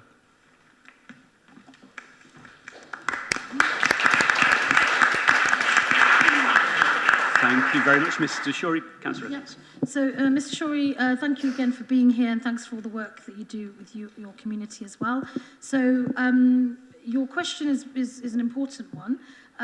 It really evolves around planning permission, and anyone who knows anything about planning permission knows that's a complicated process. So I won't be going into all the details here, but any application would need to demonstrate how it accords with the Oxford Local Plan 2036.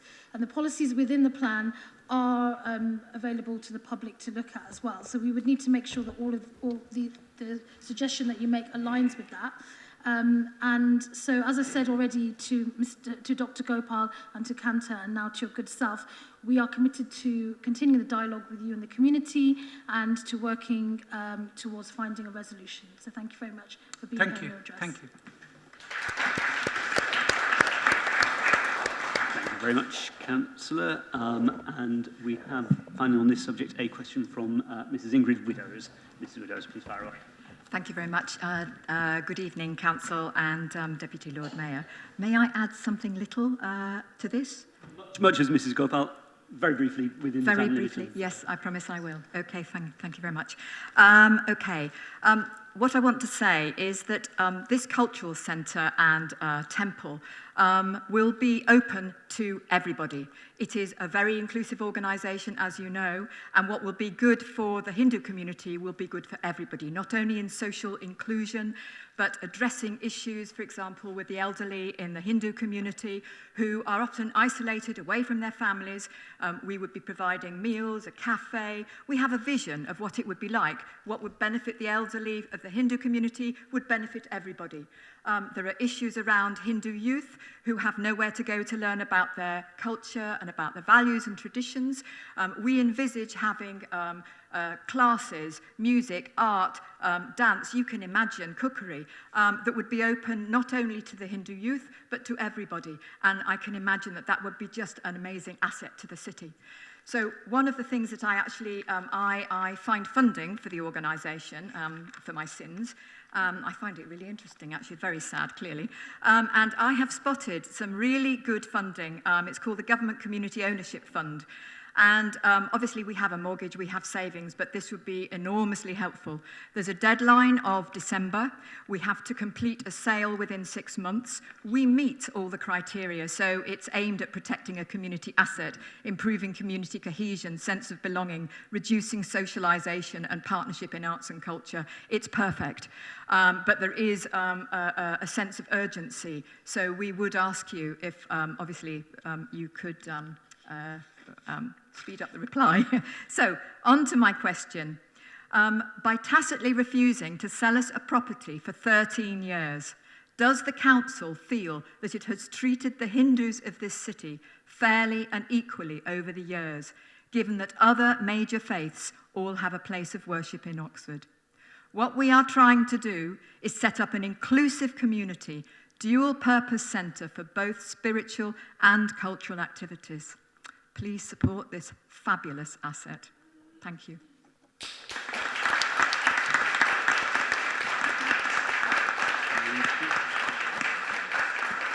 Thank you, John. Thank you, colleagues. Thank you very much, Ms. Widows. Councillor Aziz. Yeah, so Ms. Widows, thank you for being here and thanks for your passion and commitment and solidarity with the Hindu community, which is beautiful and great to see. Regarding the option that you mentioned, I would be very happy to talk to you and get some more information alongside officers, so thank you for bringing this to our attention.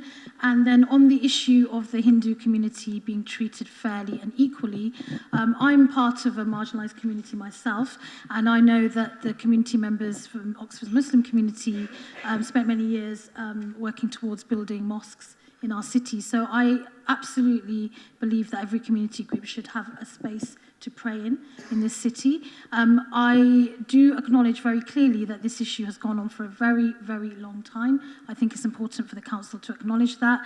I would, as I've said many times this evening, be very keen to work with you, officers and other members here, to find resolution for the community.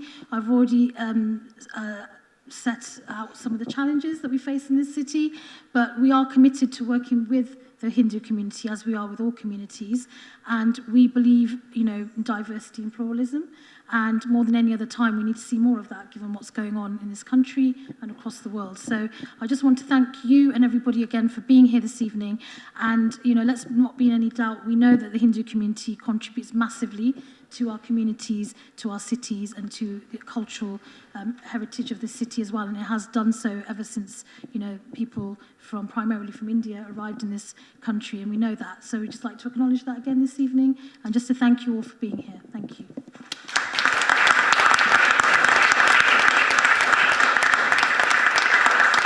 Thank you very much, Councillor, and thank you to members of the public for their contribution. Thank you.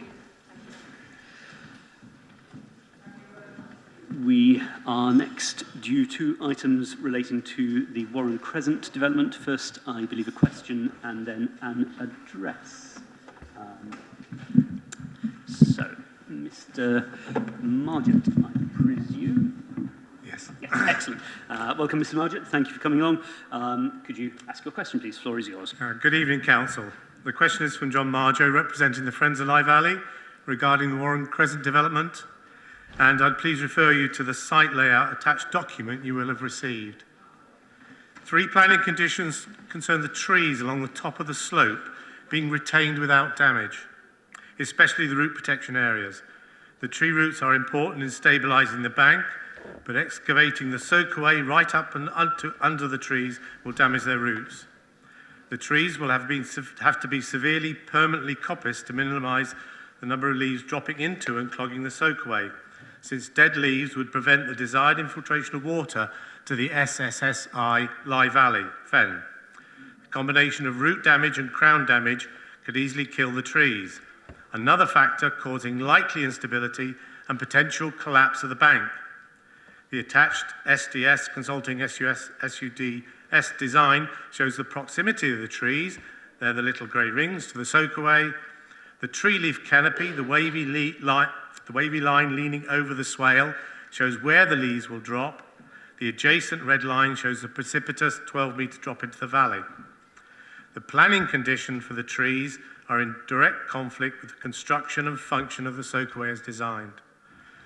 Does Councillor Hollingsworth agree that only a redesign and relocation of the soakaway will address these issues. Thank you. Thank you very much, Mr. Marjo. Apologies for mispronouncing you very slightly just now. Councillor Hollingsworth, I believe, has a response. Yeah, there's a written response, but it's quite short, so with your permission, I'll read it out. The contractor and Oxford City Housing Limited have carried out a significant level of site survey work and are satisfied that due diligence has been applied. The works will be undertaken by competent professionals in partnership with the relevant statutory bodies. The contractor has discharged the planning conditions related to the future maintenance of the site in conjunction with Oxford City Council. With regard to the specific issue of the excavations at the tree line by the swale, the contractor has confirmed that the construction methodology would avoid any impact on existing tree roots. The main excavation is centrally within the swale. The functionality of the swale is linked to the SUD's maintenance and management plan, which advises on the requirement for the removal of litter and debris. Thank you, Councillor. And thank you once again, Mr. Marjo. Thank you. We have, I believe, an address from Craig Holmes. Mr. Holmes is present.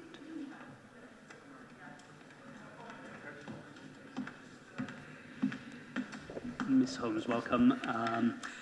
You have, in theory, about 5 minutes, so the floor is yours. Thank you very much. Good evening, councillors. My name is Craig Holmes, and I am speaking on behalf of residents of Warren Crescent and the surrounding neighbourhoods. As councillors are aware, there are plans for housing development on the meadow adjacent to Warren Crescent. Numerous objections to this development have been made in the past, concerned both with the detrimental impact on the Lye Valley SSSI and the diversion of the established footpath. We continue to share these objections. Today, however, we are voicing our concerns about the impact this loss of green space will have on the local community directly. The meadow is our only meaningful green space that still exists on the Girdleston Road estate. It is a space where children and families are able to play, walk dogs and spend time outside. During the past 18 months of the pandemic, having a local space for doing so has become especially important. This is particularly true for the residents of flats on the estate who do not have access to private gardens, meaning this development will take away the one remaining public outdoor space within a short walking distance. This is not easily replaced with alternative spaces in the nearby area. Those involve longer walks, crossing multiple busy roads, or using spaces intended for or already used by another local community. The background report on green infrastructure and biodiversity for the development of the local plan 2040 states the following objective: to provide adequate green infrastructure, leisure and recreation opportunities and make these readily accessible for all. It also notes that paragraph 97 of the National Planning Policy Framework states that existing open space, sports and recreational buildings and land, including playing fields, should not be built on unless A, an assessment has been undertaken which has clearly shown that the open space is surplus to requirements, or if the loss resulting from the proposed development will be replaced by equivalent or better provision in terms of quantity or quality in a suitable location, or the development is for alternative sports and recreational purposes, the benefits of which clearly outweigh the loss of the current or former use. We are unable to find any evidence of a rigorous assessment which would show the meadow is surplus to requirements. Speaking personally as residents of the street since 2013, we have never been directly consulted on our views or usage of the meadow, and we have been unable to find anyone else who has had a different experience. Instead, communication about the development has been piecemeal. For example, 2 years ago, foundations were preemptively dug for the first building. We received letters to notify of this after the work had started. This area of the meadow has remained fenced off since then. Our view is that this space is very much not surplus to requirements, is well used, and would represent a significant loss to the local community. There is, of course, no proposal to find an alternative space to replace that which has been lost. We are sure that councillors would agree that the principles set out above are not simply theoretical, but should inform decisions when it comes time to actually apply them.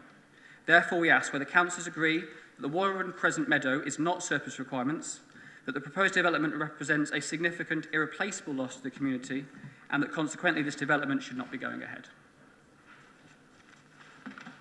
Thank you very much indeed, Mr. Holmes. I believe we have a response from Councillor Hollingsworth.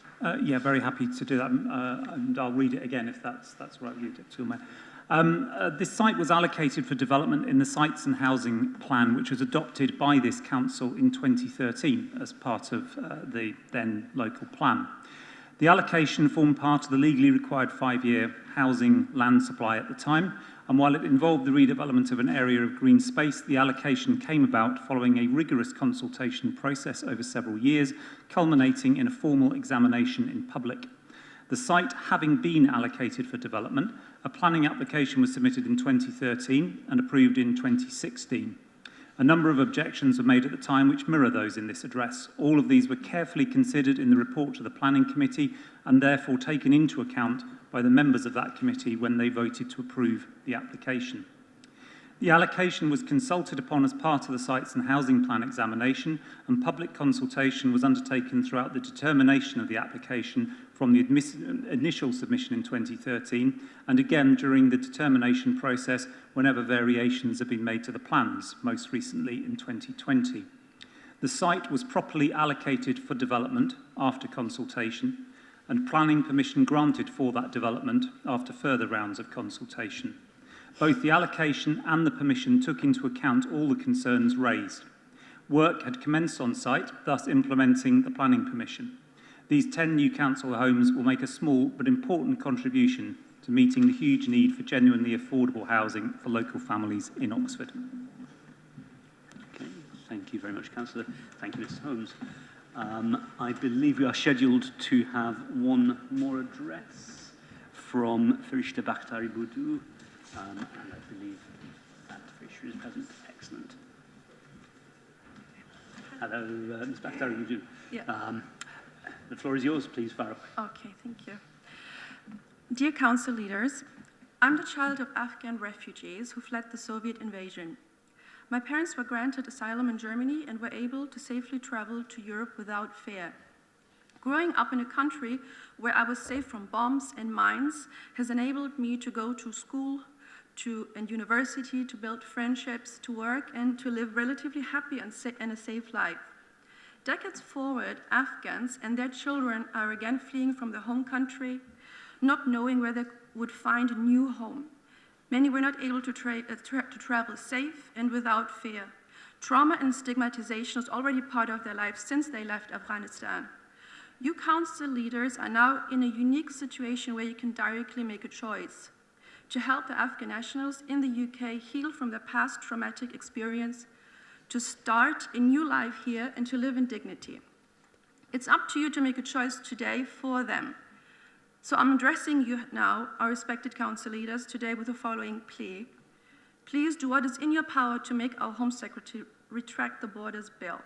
According to an article in The Guardian, legal experts point out it would be likely to criminalize the Royal National Lifeboat Institution for the act of saving lives at sea. It's just unimaginable to me how the act of saving lives can possibly be prosecuted. I also wish you could help undocumented Afghans to get a safe refugee status, help them locally with resettlement plans along with their loved ones. I ask you to take action based on justice and compassion. Thank you for listening.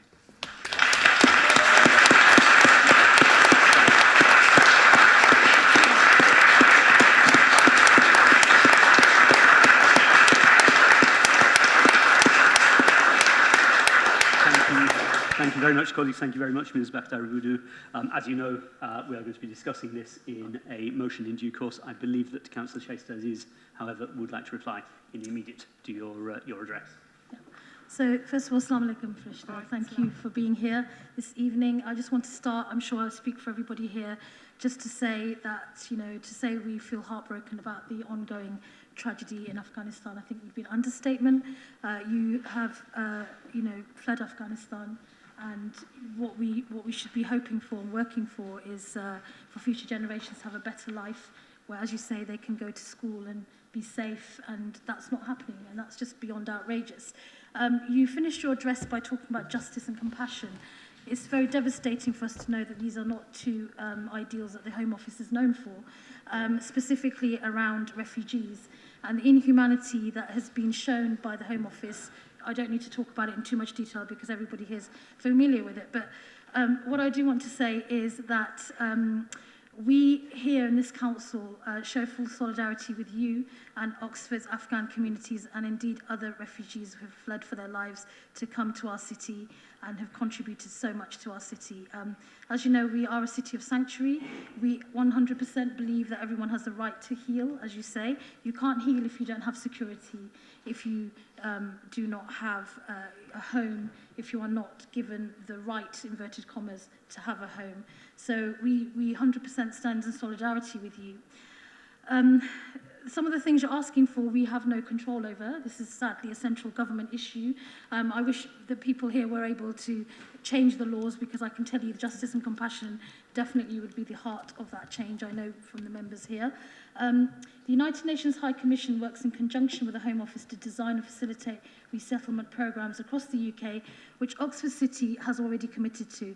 In addition, communities themselves can help, as the Home Office welcomes communities across the country to participate in community sponsorship schemes. You talked about local authorities. So in the South East, Oxford, along with other LAs, are participating in regional migration partnerships. And then, as far as I'm aware, I do not know if the LGA are involved in any other sharing of information. But, you know, the fact of the matter is, what we do have in this country is not good enough. It's not good enough. Refugees, people are being criminalised and demonised daily. This has been going on for too long. And so, as I said, we are here to work with the county and with national government to make the change that is required. And I think you being here is really important, because we need to hear directly from Afghans, and particularly Afghan women. So you have our full solidarity, and the Council is committed to working with the new arrivals and to try and ensure that people have the security that they need, and so they can build their lives. Thank you for being here.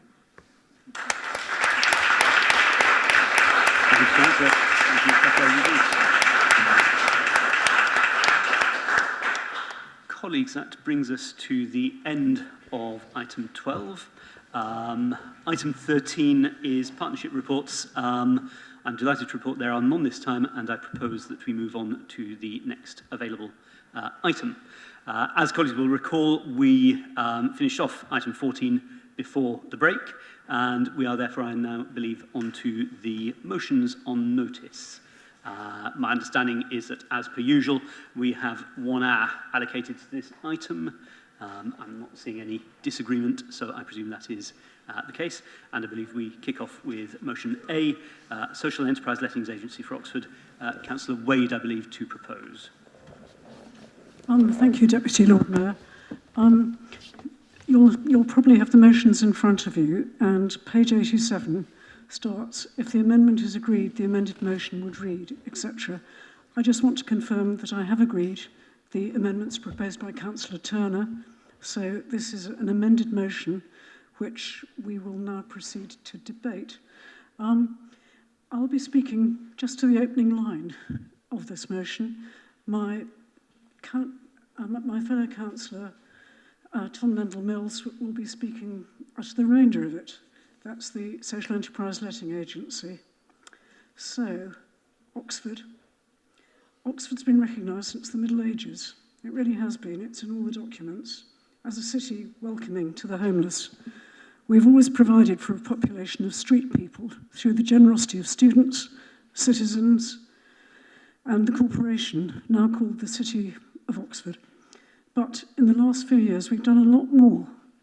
With our charity partners, we've started making accommodation available for people on the housing-led principle, housing first, and it's working. The city has done brilliantly in moving people on from the streets, and we've had some help from the government's rough sleeping accommodation programme, RSAP, which is providing funding for move-on units, but sadly not for permanent accommodation. It's going some way to meet our needs, but not as far as we require. So what I'd like to highlight from this motion is the fact of the ending, potentially, of the RSAP scheme and the absence of clarity about what future funding will be provided by the government for rough sleeper accommodation. This will be done by the newly named Department for Levelling Up. Very Orwellian, you might think. The RSAP stated objective is to provide move-on accommodation specifically targeted at rough sleepers, but only when the needs of all existing rough sleepers have been met. So, We have those who are at risk of rough sleeping and homelessness, but at the moment they are not covered. They will only be covered once the existing rough sleepers have been housed.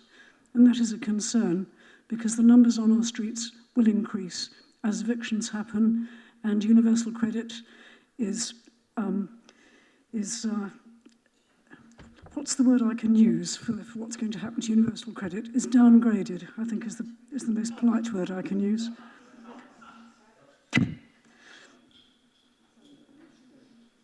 Right. The RSAP's stated objective is to provide move-on accommodation specifically targeted at the rough sleepers, but only those who are considered to be an eligible cohort, which is very Boris speak. Eligible cohort sounds to me like a bureaucratic label to distance them, the eligible cohort of rough sleepers, from us, and I object to that, so we'll continue to call them rough sleepers. So we have two questions here. One, does the government intend to keep the RSAP programme going after the end of 23? Two, how can the government be persuaded to include in the eligible cohort not only current rough sleepers, but those at serious risk of becoming rough sleepers and of being homeless? We need to ask those questions now. We can't wait.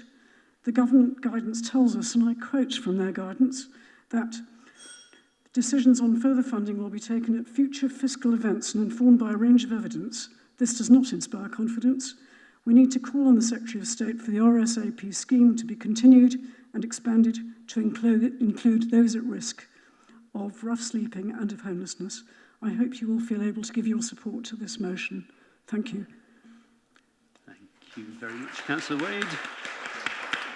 We have Councillor Landell-Mills as seconder. Thank you, councillors. I call on you to support this amended motion. Oxford has a severe problem with unaffordable housing, inadequate funding for social services, and a large number of homeless people in temporary accommodation and sleeping rough. The City Council and local housing associations do not have the capacity to address all the issues surrounding homelessness and rough sleeping, and traditionally the private rental sector has been uninterested in people without regular employment and the wherewithal to provide a deposit. Social letting and move-on housing can help address these issues. The government's rough sleeping accommodation proposal looks to give funding to local authorities and their agents to provide move-on homes, normally for a 2-year period, to help people get themselves established off the streets. Like much government funding, the timescale is short and the conditions of funding potentially too complex to be useful as it might be. And we urge the Council to call for a longer funding period that would allow many of the complexities to be ironed out. Social letting provides a means for a large number of people who would normally be excluded to access accommodation in the private rented sector. Bristol agency Home Turf Letting has been operating a social letting agency since 2012 and is a not-for-profit social enterprise that specialises in letting private rented homes to tenants on low incomes and in housing need. So far they have housed over 300 people and would have otherwise been homeless. A similar example is the Cambridge City Council has a town hall lettings which has been operating since 2014 and was developed with funding from MHCLG Homeless Grant and is cross-subsidised by 24 properties that are let as part of the Cambridge City Housing Company. I thought that was an interesting reference possibly to our authority. Here in Oxford, Aspire are running a 12-month trial social housing letting agency, which we fully support. And we urge the City to provide a detailed report to Cabinet on the way forward based on Aspire's practical experience and recommendations. Council, I urge you to support this amended motion and the good work it might allow. Thank you. Thank you very much, Councillor Landell-Mills. My understanding, and I'll be corrected if I'm wrong, is that since the amendment has been accepted, there is no amendment debate, and we move straight on to a debate on the motion as amended. I believe I have already seen Councillor Turner indicate, and I also see Councillor Brown. Councillor Turner, please. Thanks so much, Lord Mayor, and Councillor Buckings may also want to add to this, but I just wanted to explain a little bit about why we tabled the amendment that we did. I mean, first of all, to strongly agree with a couple of things that Councillor Wade said. I mean, I think the The efforts during the pandemic to get everyone in were absolutely tremendous. I think we owe an ongoing debt of gratitude to our officers and to the wider homeless sector in Oxford and many volunteers that gave up their time to support people in that period. I think that was a really amazing thing. And, you know, sometimes when we've talked about ending rough sleeping, people have said it, but we don't ever know really whether we almost can believe it if it's something that can happen. I think that period really did show that it could do, but it's essential, therefore, not to row back on it. And already I think we do see rowing back, unfortunately. Issues around no recourse to public funds, for example, are a particular worry in that regard. I also want to agree with the point about dribs and drabs of government funding. You know, my sense actually is that, you know, civil servants in whatever department it's called this week, and indeed the ministers probably would like it, but the Treasury makes dribs and drabs available. Sometimes it pops up as capital at the last minute. It's no way to really get to grips with this problem, and instead it needs a long-term solution. So I also agree with that point. I think the one point which I was really keen to add into this in the amendment, which I'm grateful for the acceptance of, is around local housing allowance rates. Ultimately, if people are on a low income, they need housing benefit in private rented sector, the LHA, or the housing component of universal credit to top it up. If you have a deliberate government policy which says that you shouldn't have people on benefits in expensive areas, which, let's be clear, if you have a low LHA rate, that is what the policy is. And in the days of the coalition government, I went to lobby them, and Lord Freud, the minister in that government, told me, he said, the problem is Oxford's a very fantastically attractive place to live. In other words, you know, you should move on if you can't afford the rents, and the state should maybe pay for you to live somewhere cheaper, but shouldn't support you in living somewhere more expensive. That was the point of view. And the problem is, if you have that, then you will not solve it. We need to link LHA on an ongoing basis to real rents in the private rented sector. And until we do that, I don't believe we will solve this problem. So there's absolutely an element about investing in individual homelessness projects, and supporting people in Housing First should be a part of that, but it won't actually work unless we also address the challenges around local housing allowance. So that's why I put that in my amendment.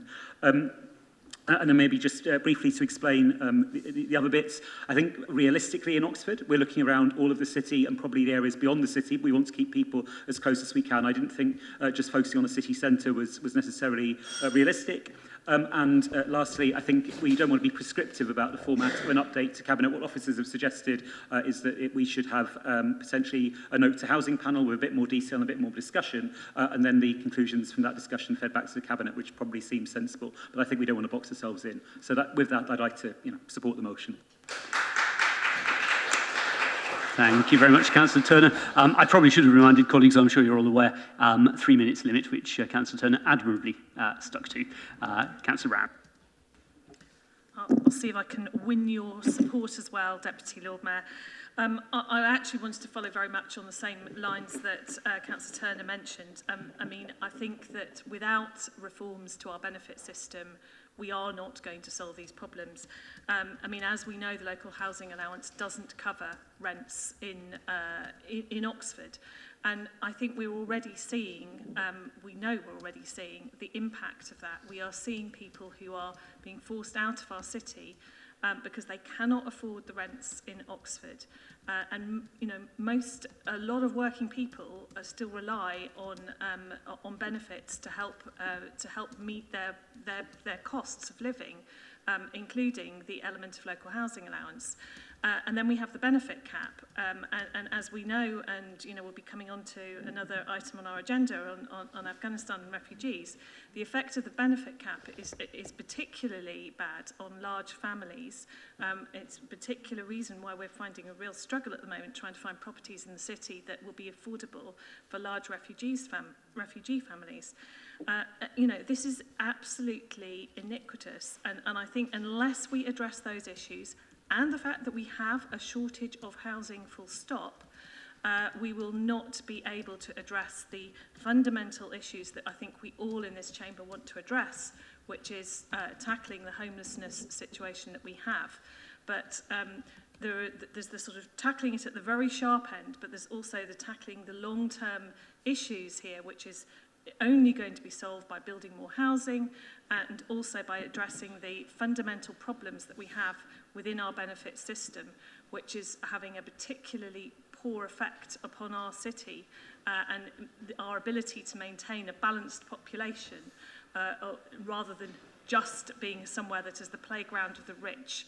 If we get to the point where our city is only affordable by people who are extremely wealthy, then we will have failed. So it is really important that we continue to make the arguments at government level on the need to build more homes and the need to get our benefit system right, as well as the need for explicit funding for homelessness. Thank you. Thank you very much indeed, Councillor Brown. Colleagues, would anybody else wish to speak on this motion in this debate? I am currently seeing no waving hands. I would therefore propose that we move on to a vote. Apologies, of course. Councillor Wade, you have the right to sum up. Thank you very much, Deputy Lord Mayor. I'm not sure that I need to sum up. It's actually very, very good to actually see that the Chamber is with us on this particular motion. So I'm very happy to leave it there. Thank you. Splendid. Thank you very much. We can now, therefore, move on to a vote. Councillors for the motion as amended.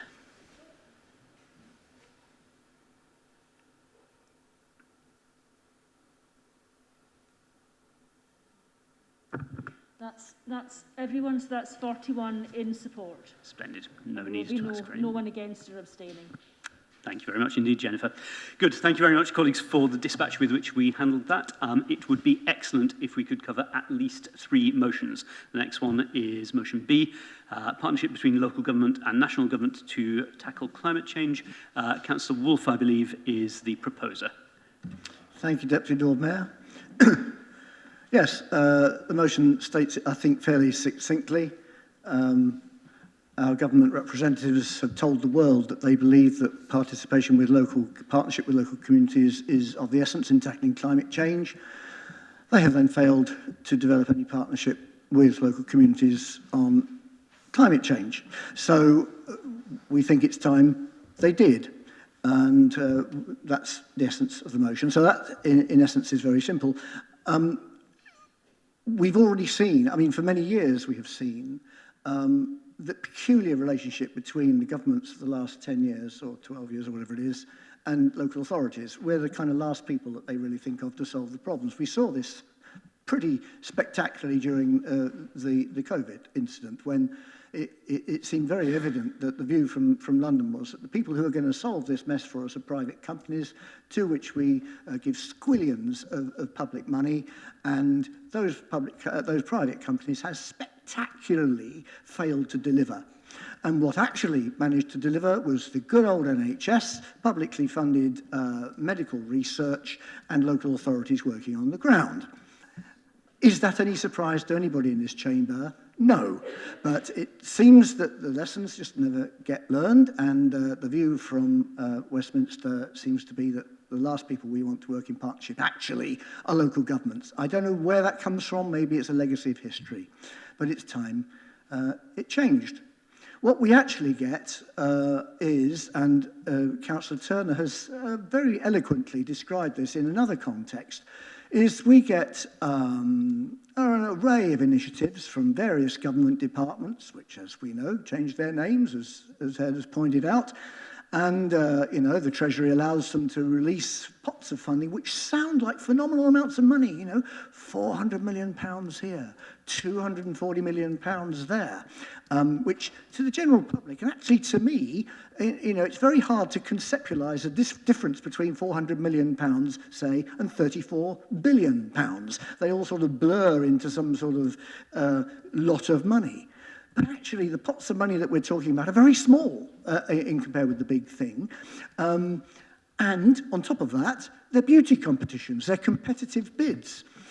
I suppose I was tempted to put a question into council asking how many hours of office of time have been spent writing bids that never succeeded because some other local authority got the thing.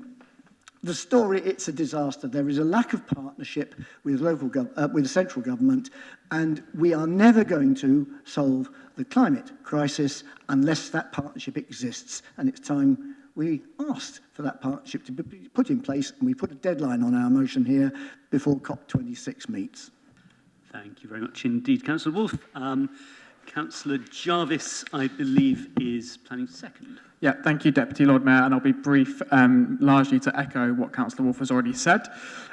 So throughout the COVID pandemic, we have seen just how crucial local government is in responding to crisis. As Councillor Wolfe already said, while the Tory government have been handing out multi-million-pound contracts to their mates, it's local public health teams and publicly run local council services that have been working day and night to keep all of us safe. It's no surprise that the most effective elements of the pandemic response have come when different branches of government and the public sector, national government, local government, the NHS, and so on, have worked together.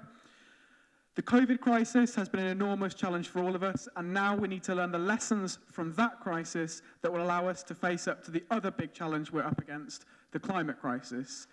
With COP26 just weeks away, the need for meaningful, radical action on the climate that puts workers and frontline communities first has never been more pressing. We need a just transition to a low-carbon economy, and time is running out. While it's looking increasingly likely that negotiations in Glasgow will not provide the blueprint for transformation we need, local government can nevertheless be at the heart of delivering it. Housing, infrastructure, transport, and many, many more areas where local councils are central are key to decarbonising our economy. So it's absolutely vital that there is a collaborative approach between national and local government to deliver the decarbonisation of all those areas that we desperately need, with targets and funding in place to deliver it. So just as this council last year called for meaningful local government involvement in test and trace, a crucial step in the national effort to get a handle on COVID transmissions, so too should it call for meaningful local government involvement in national efforts to tackle the climate crisis. Thank you very much indeed, Councillor Jarvis. My understanding is that the amendment to Councillor Wolfe's motion has not been accepted by the mover. The amendment, of course, to be proposed by Councillor Hayes, who, as colleagues know, is absent. May I be advised on who is going to move that amendment? Excellent. Thank you very much indeed, Councillor Rowley. Fire away.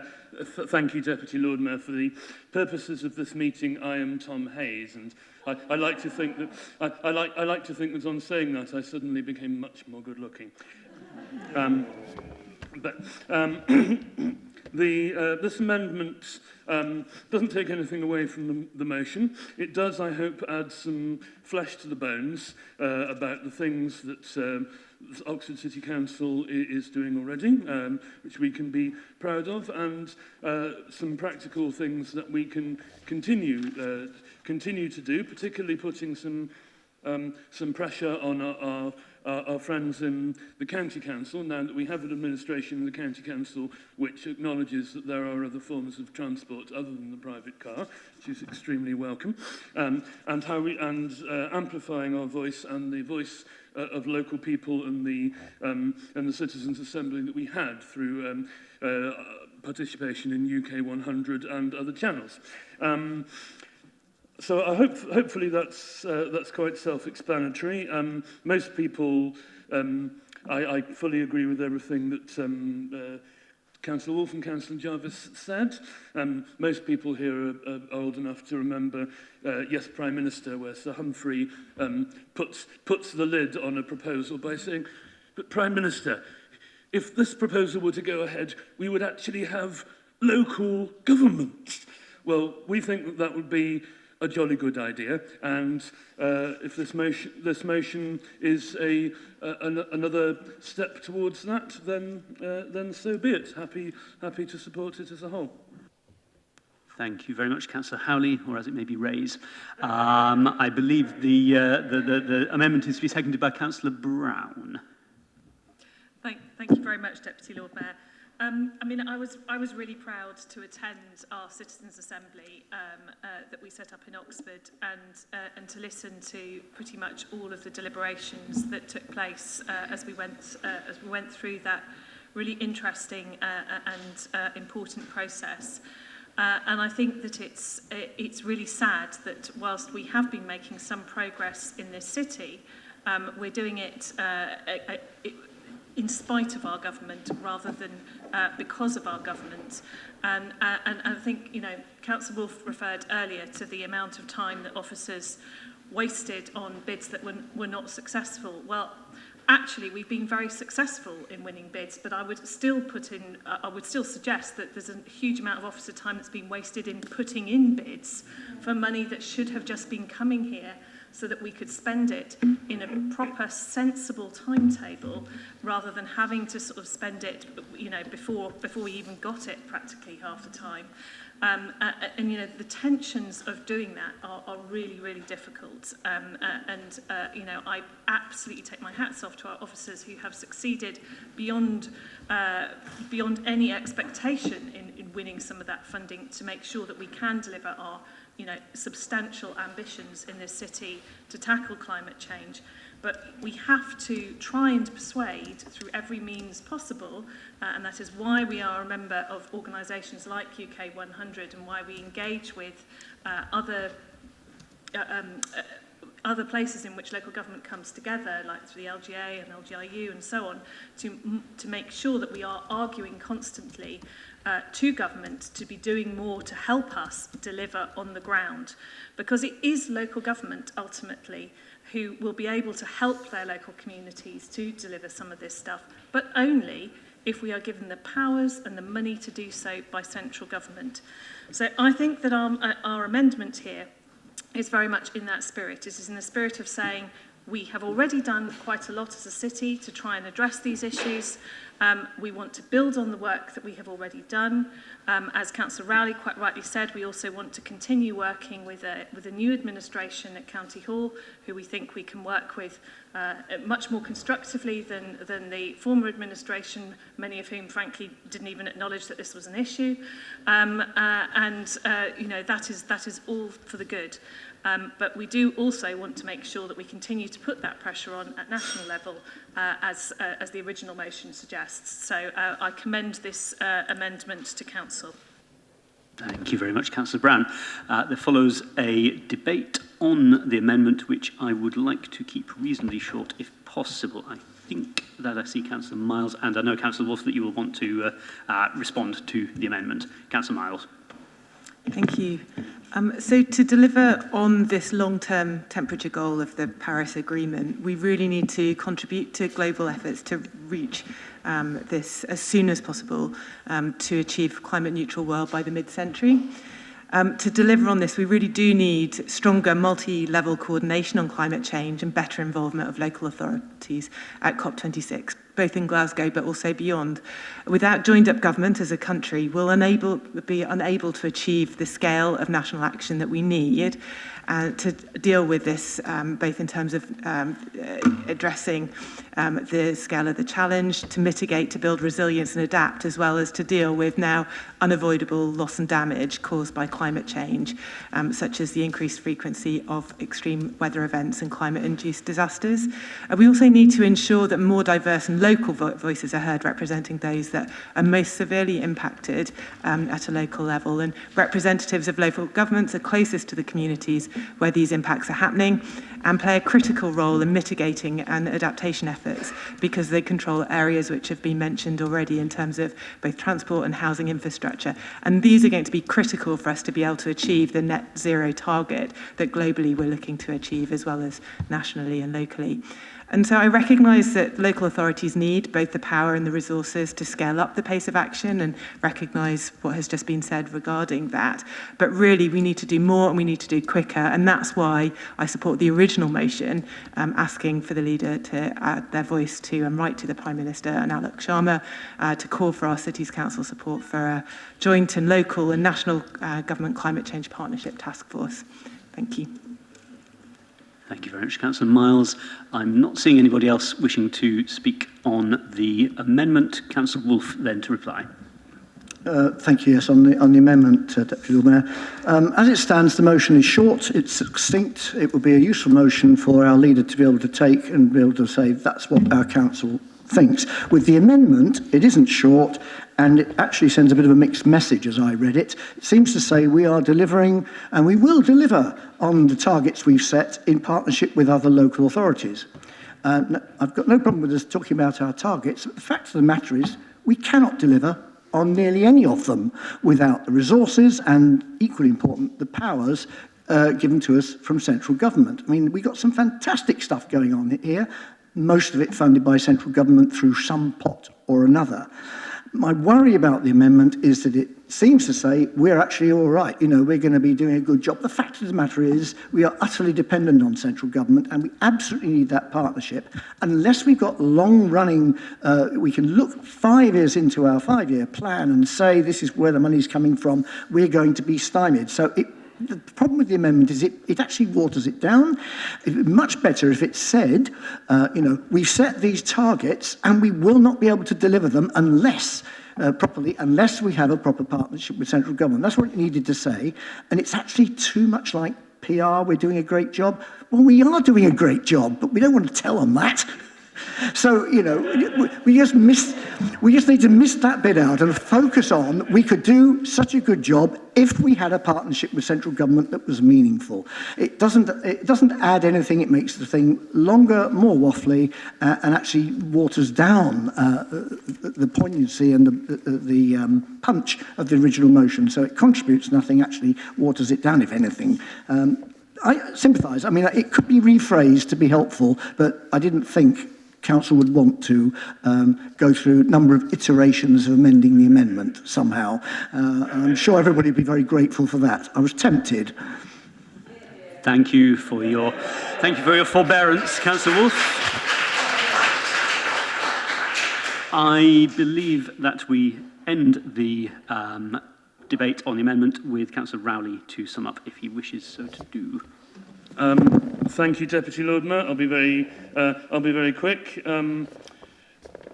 Just to reiterate that this doesn't take anything away, literally doesn't take anything away from the original motion.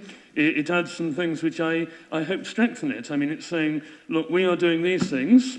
We will continue doing these things unless the government policy changes to put a stop to it. This is what we're doing these things because that's what the people of Oxford want, as they have demonstrated to us in the Citizens' Assembly. Government are not doing nearly so well, so national government needs to get its act together in the same way that local government is striving to do. Thank you very much, Councillor Rowley. We move to a vote on the amendment. Those in favour of the amendment, please.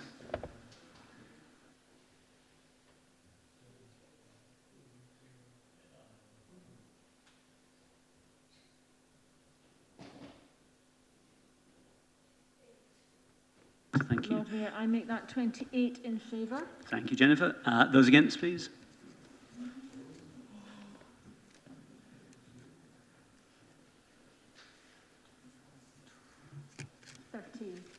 That means that there are no abstainers, but correct me if I'm wrong.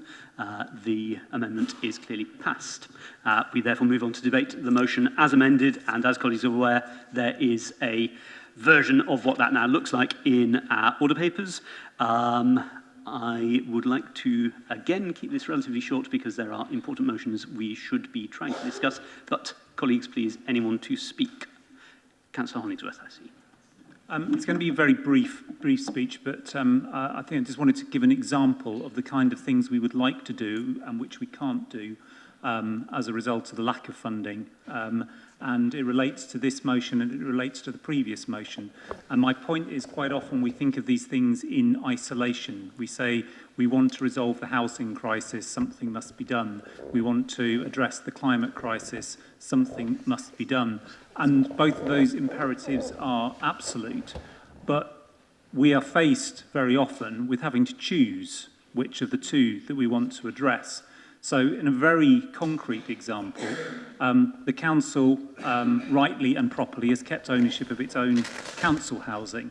We've taken the debt on in order to have greater control over our housing, which is something that it was entirely right and sensible to do.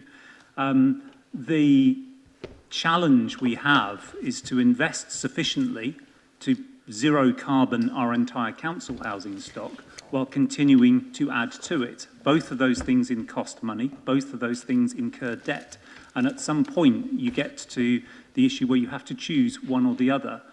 We shouldn't have to choose one or the other. It is a moral imperative that we house people who need to be housed in this city, whether they are street homeless or whether they're young families without a home. And it is a moral imperative that we address the climate crisis by ensuring the homes we own and our tenants live in are zero carbon. And it's those sorts of really difficult, concrete choices, the failure to properly resource local government up and down this country causes. Thank you. Thank you, Councillor Hollingsworth, for your comparative succinctness. I'm seeing Councillor Wolfe, who, of course, would have the right to speak in any case. I'm also seeing the Lord Mayor, and I rely upon officers for their advice, whether I bring this item to a close or whether I hand over. Cool. We'll carry on. Anybody else wishing to speak to the motion as amended? I'm currently seeing nobody, so I believe it is Councillor Wolfe to sum up on the motion as a whole and as amended. Thank you. Yes, I don't really need to say very much, but to give another personal and personally felt issue about this, and bouncing off what Councillor Hollingsworth has said, building new homes, we're committed to building new homes, and a single simple stroke of the pen, up in Westminster could require, or enable us at least, to be sure that we could require passive house minimum standard on all new build. It can be done, and if the whole building industry moved in that direction, it could be done at no extra cost. I'm quite convinced of that. But no, instead we get, and there's another motion coming down the train on this, suggestions on planning from central government which are, well, unspeakable, frankly. And yet this one simple thing could prevent us building houses which are going to lock us in to worsening climate change for the next 60, 70 years, And that is just a complete failure of central government to talk with local government about what we here wanted to do. And I do believe that my colleagues over the benches did want to do that, but we had to get that local plan through, and we didn't think it would get through because we didn't have that partnership support from central government. That's just another one, and that is about building new houses. So I think that's just another story to reinforce it, but I've said enough. Thank you. Thank you very much indeed, Councillor Wolfe. We can move to a vote on the motion as amended. Those in favour of the motion?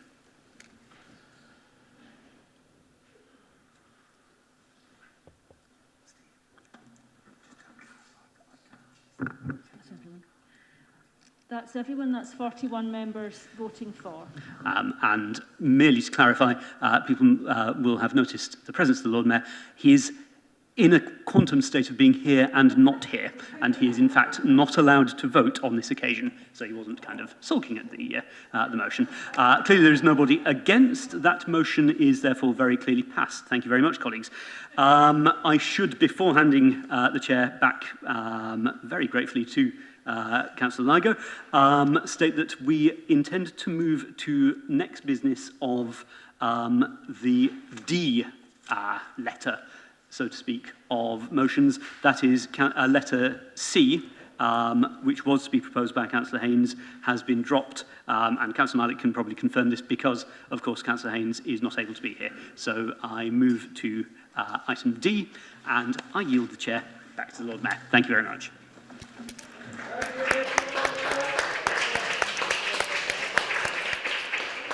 Lord Mayor's lost his chains.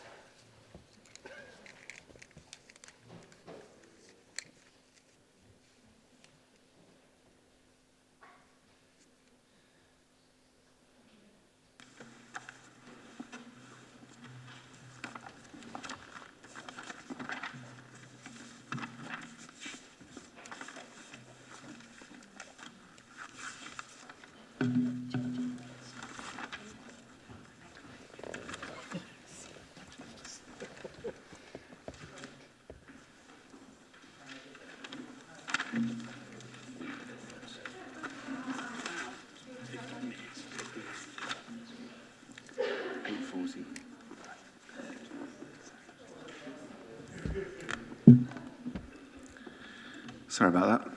I should have left you in the chair. Just for clarity, can I just ask, is it 8:40 finish? Lord Mayor, it will be 8:38 is dead on the hour, according to the clock up there. 2 minutes for the swap over. So 8:30.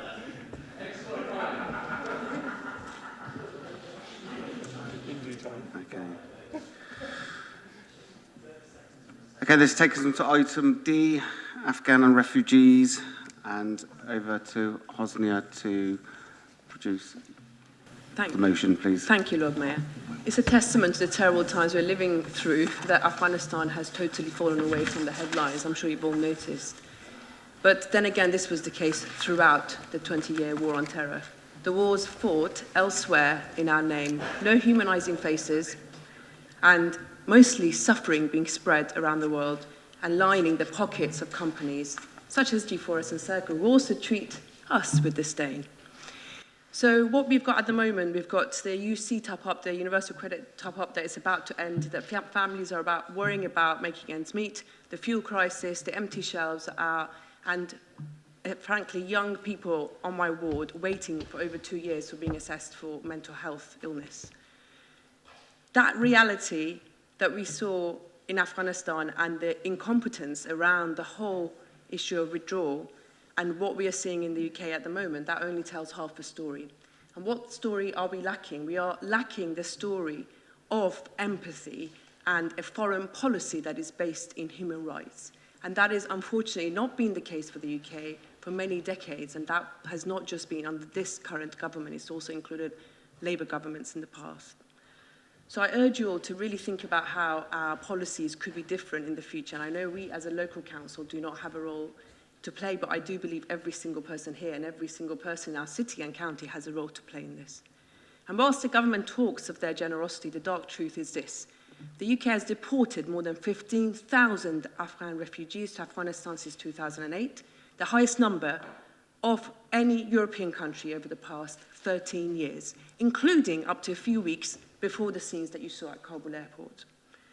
And the bill that is going to create, the borders bill that's going to create a discriminatory two-tier system, which falsely distinguishes between good and bad refugees. I didn't always speak English, I didn't always sound like this.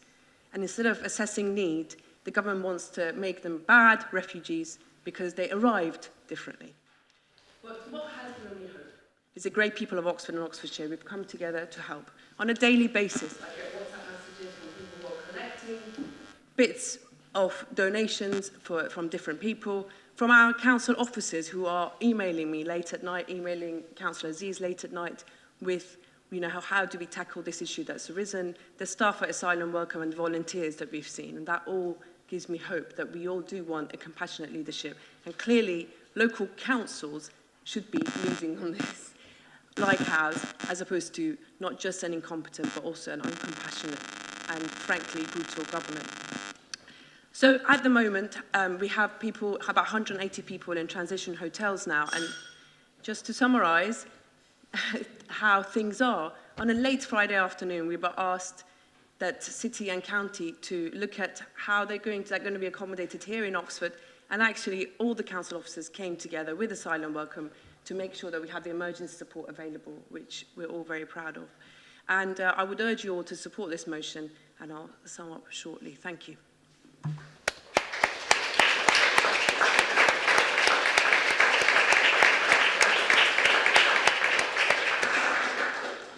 Thank you, Councillor Jafari Mabini. Is there a seconder, please? Yeah. Councillor Arshad? Can I reserve my right to speak after? You certainly can. And may I ask you then to sum up, please? No, just go straight to the vote. Debate.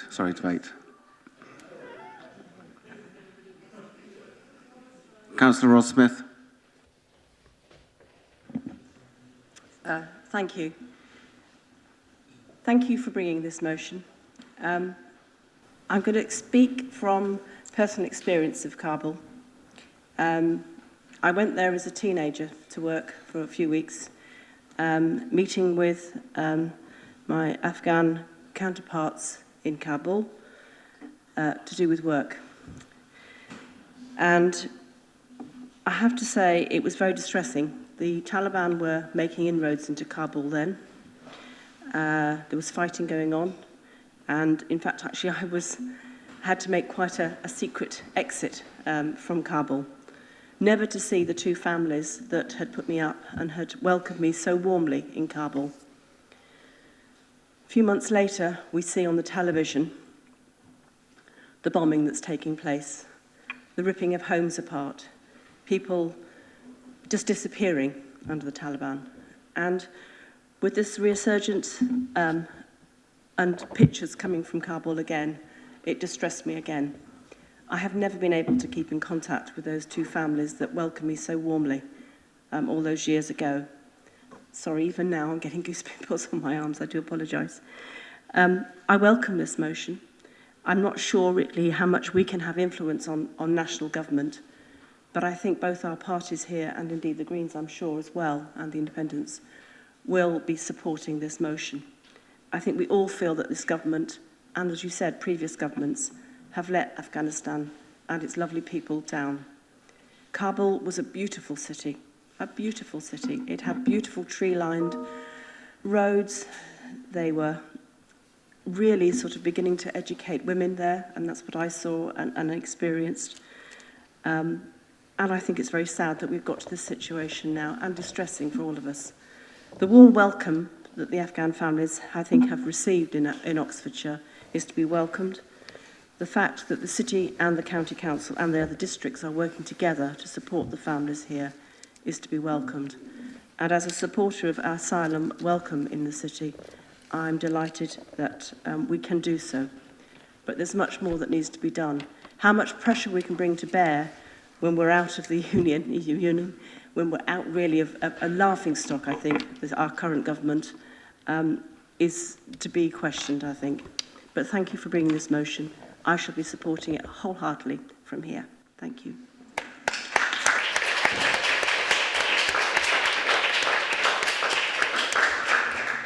Councillor Malik. Thank you very much, Lord Mayor. Thanks for bringing this motion, and great work then again done by Asylum Welcome, City of Sanctuaries, and Oxford City Council, making promise to rehouse those 10 families. The Afghanistan impact, in a way, is a greater on country of my birth. Pakistan has nearly 2 million Afghan refugees in Pakistan. The most suffering neighboring country who lost 75,000 people which was in Pakistan's war, just being a neighbor, the price they paid.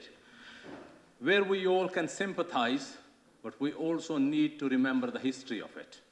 It was a Maggie Thatcher who stood in the parliament and said, Talibans are good people. And then history says Reagan was dining those Taliban in the White House.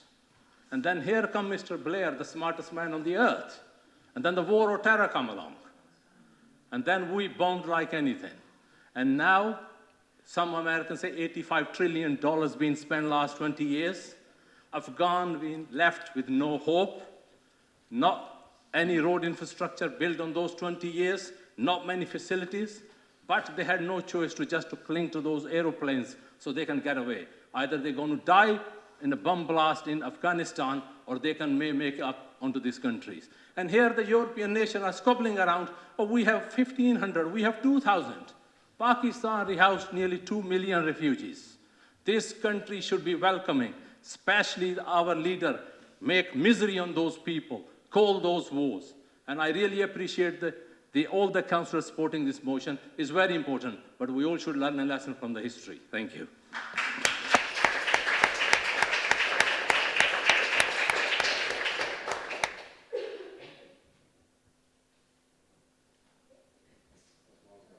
Sorry.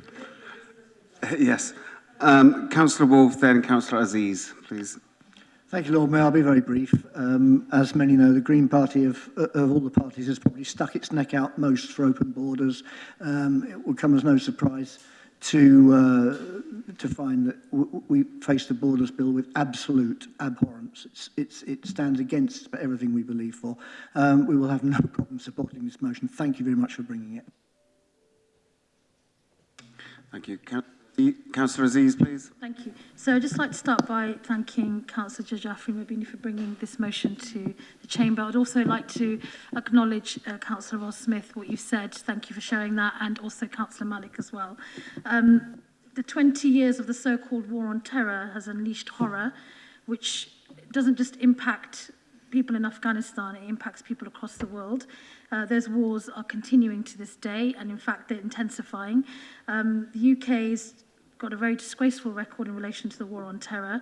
We've seen some of the suffering in Afghanistan, but we haven't seen all of it because only some of it is being shown on our television screens. As Councillor Malik has rightly pointed out, Pakistan has one of the highest refugee populations in the world. The images that we saw coming out of Afghanistan were focused on the airport at Kabul, which obviously deserves to be focused on, but the vast majority of Afghans are not trying to come to the so-called West. They are actually just fleeing for their lives around the borders of their country, namely Pakistan and Iran. And frequently in this country, we are constantly told about Europe's refugee crisis. Just to be clear, Europe does not have a refugee crisis. This is a humanitarian crisis and a political crisis that has in part been created by Europe. So I think we need to be really aware of the type of terminology that's being thrown out there. I just want to wrap up by focusing on where the hope is coming from. The hope is coming from everyday people, as Councillor Jafri Mabini has already pointed out, people volunteering across our city, people coming together. Just this weekend, I had people dropping off clothing for Afghan children. This is a very cold winter that we're expecting here, and it becomes even colder when you've been displaced yet again. We've already heard this evening from Farishta, an Afghan woman. The situation regarding Afghan women is being covered by the media, but we're not hearing the full story there again. So I think that we have a really important role to play in Oxford. Yes, we cannot be held accountable for what this government is doing, but we are an international city, despite the chaos that is being created on the back of the B word, I'll say it, Brexit, and everything else. We remain an international city. We're a proud international city, which is why these international motions are important, because they matter. And really, we are in a city where there is a lot of people coming together to support Afghans. And I just want to go on record again just to thank officers who have been responding in a magnificent way to a crisis and an emergency on top of multiple crises. They've been working around the clock, and I want to thank them for all their work. And this is just the beginning of the crisis. It will continue, and we need to make sure that we respond in the way that we are. Thank you.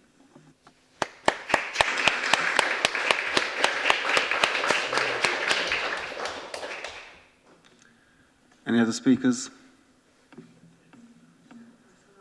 Councillor Arshad. Thank you, Lord Mayor. So I just want to go on to say that the lives of those people who are in danger, and these are huge risk of persecution. Afghanistan was ranked the least secure country in the world of the 2020 Global Peace Council. It is the children and the least responsible for the crisis in Afghanistan who have paid the heaviest price, whereas many have been forced from their homes, cut off from their schools and their friends, deprived of their basic services associated with the functional governance and the bare minimum quality of life requirements. We must be compassionate and show empathy in welcoming those fleeing persecution and empower these people to reach their full potential when they arrive.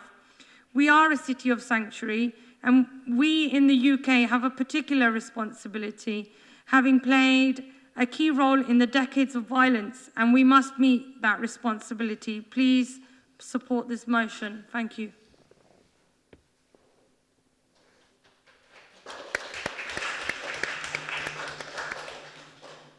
Councillor Jafari Mabini, can you sum up, please? Thank you, Lord Mayor, and thank you everyone for your support. If the technology works, I'm just going to play you a piece of music, but it seems that it's not working at the moment. So I just was going to sum up by saying what a choice the people of Afghanistan have been given. UK, US, B-52s and drones, a corrupt Western-installed Afghan government, or the absolute horrific brutality of the Taliban. Nobody, and yet nobody wants to leave a beloved home. And all those people that are in hotels at the moment, in Oxford and further afield, they have no clarification, absolute uncertainty in what's going to happen to them and what's going to happen to their children's education, for example, and the effects that that can have on people's mental health, on their employment, on children's education. And the Ministry of Defense, the Home Office, and the DWP are in clouds of spin, basically. And Afghan family members of British citizens still in Afghanistan are being told that they should go through the process that the Home Office admits itself is not currently possible because they don't have any staff within Afghanistan and very poor relations with other neighbouring countries. So what can we do? I urge everyone who might watch this or who might see this in Oxford and Oxfordshire, 450 private homes in Oxford were empty last August and had been for years. So any of those private landlords who really care about this issue, the most important thing they can do is contact the council to be able to house some of the refugees, and that is within their reach.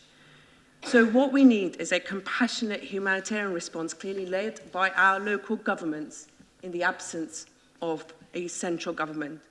So all those who are seeking safety, food and water shortages, climate crisis, seeking sanctuary, and all of this will continue, so that they all have access to a dignified life. And I'm just going to see one last time if I can actually play you some of this music, just to re-emphasize what really people are going to be missing all the time. But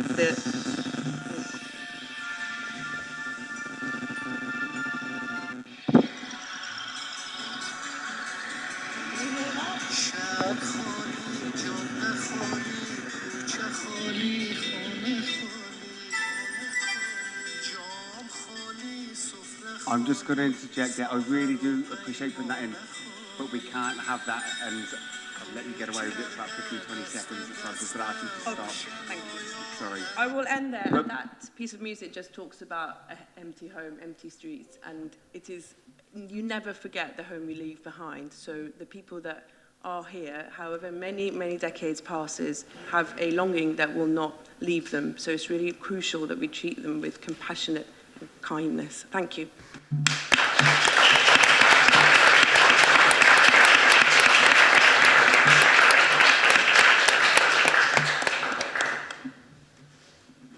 Okay, now this takes us to the vote. So those for the motion.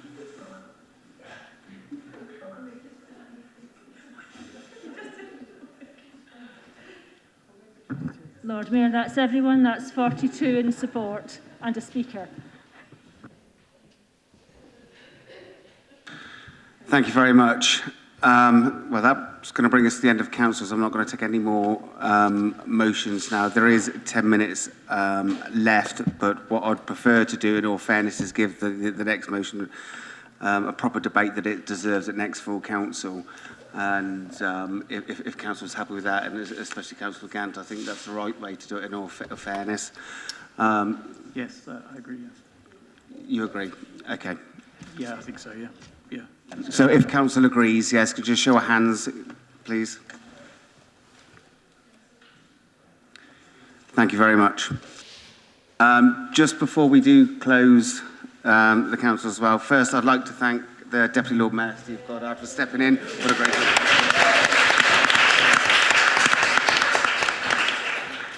Don't get too comfortable.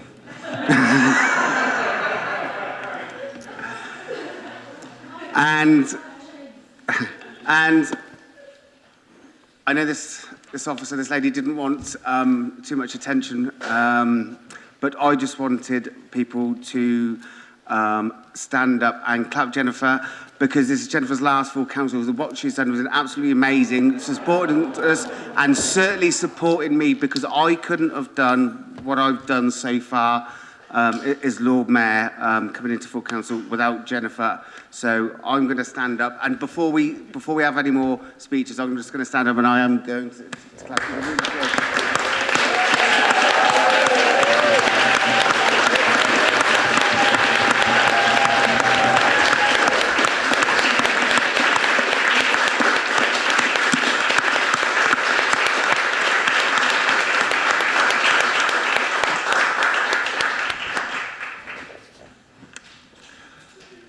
Susan. Thank you, Lord Mayor. Jennifer, you didn't really think we were going to let you go without saying goodbye, did you? I just want to say on behalf of Council to join the Lord Mayor in saying thank you so much for everything that you have done for us. And we as members have really appreciated the support that you've given us, your calm and lovely presence down the end of the phone, over Teams, on Zoom, and particularly over this last 18 months. You have just given us so much support. So we really are exceptionally grateful, and we wish you a very happy and very long retirement. I'm sure you'll be very glad to get away from late night meetings in this council chamber. So I won't detain you any longer, but I did want to say thank you. So thank you very much.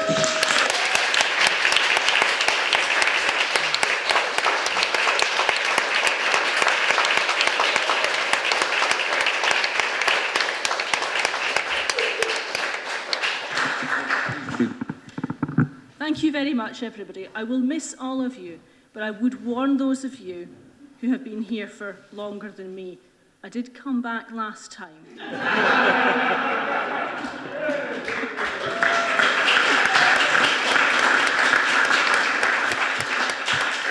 So if I decide I missed you too much, I might come back and bother you again. But you've been an absolute pleasure and privilege to work with. I'm not gone yet. Sorry. I'll see most of you again. Thank you.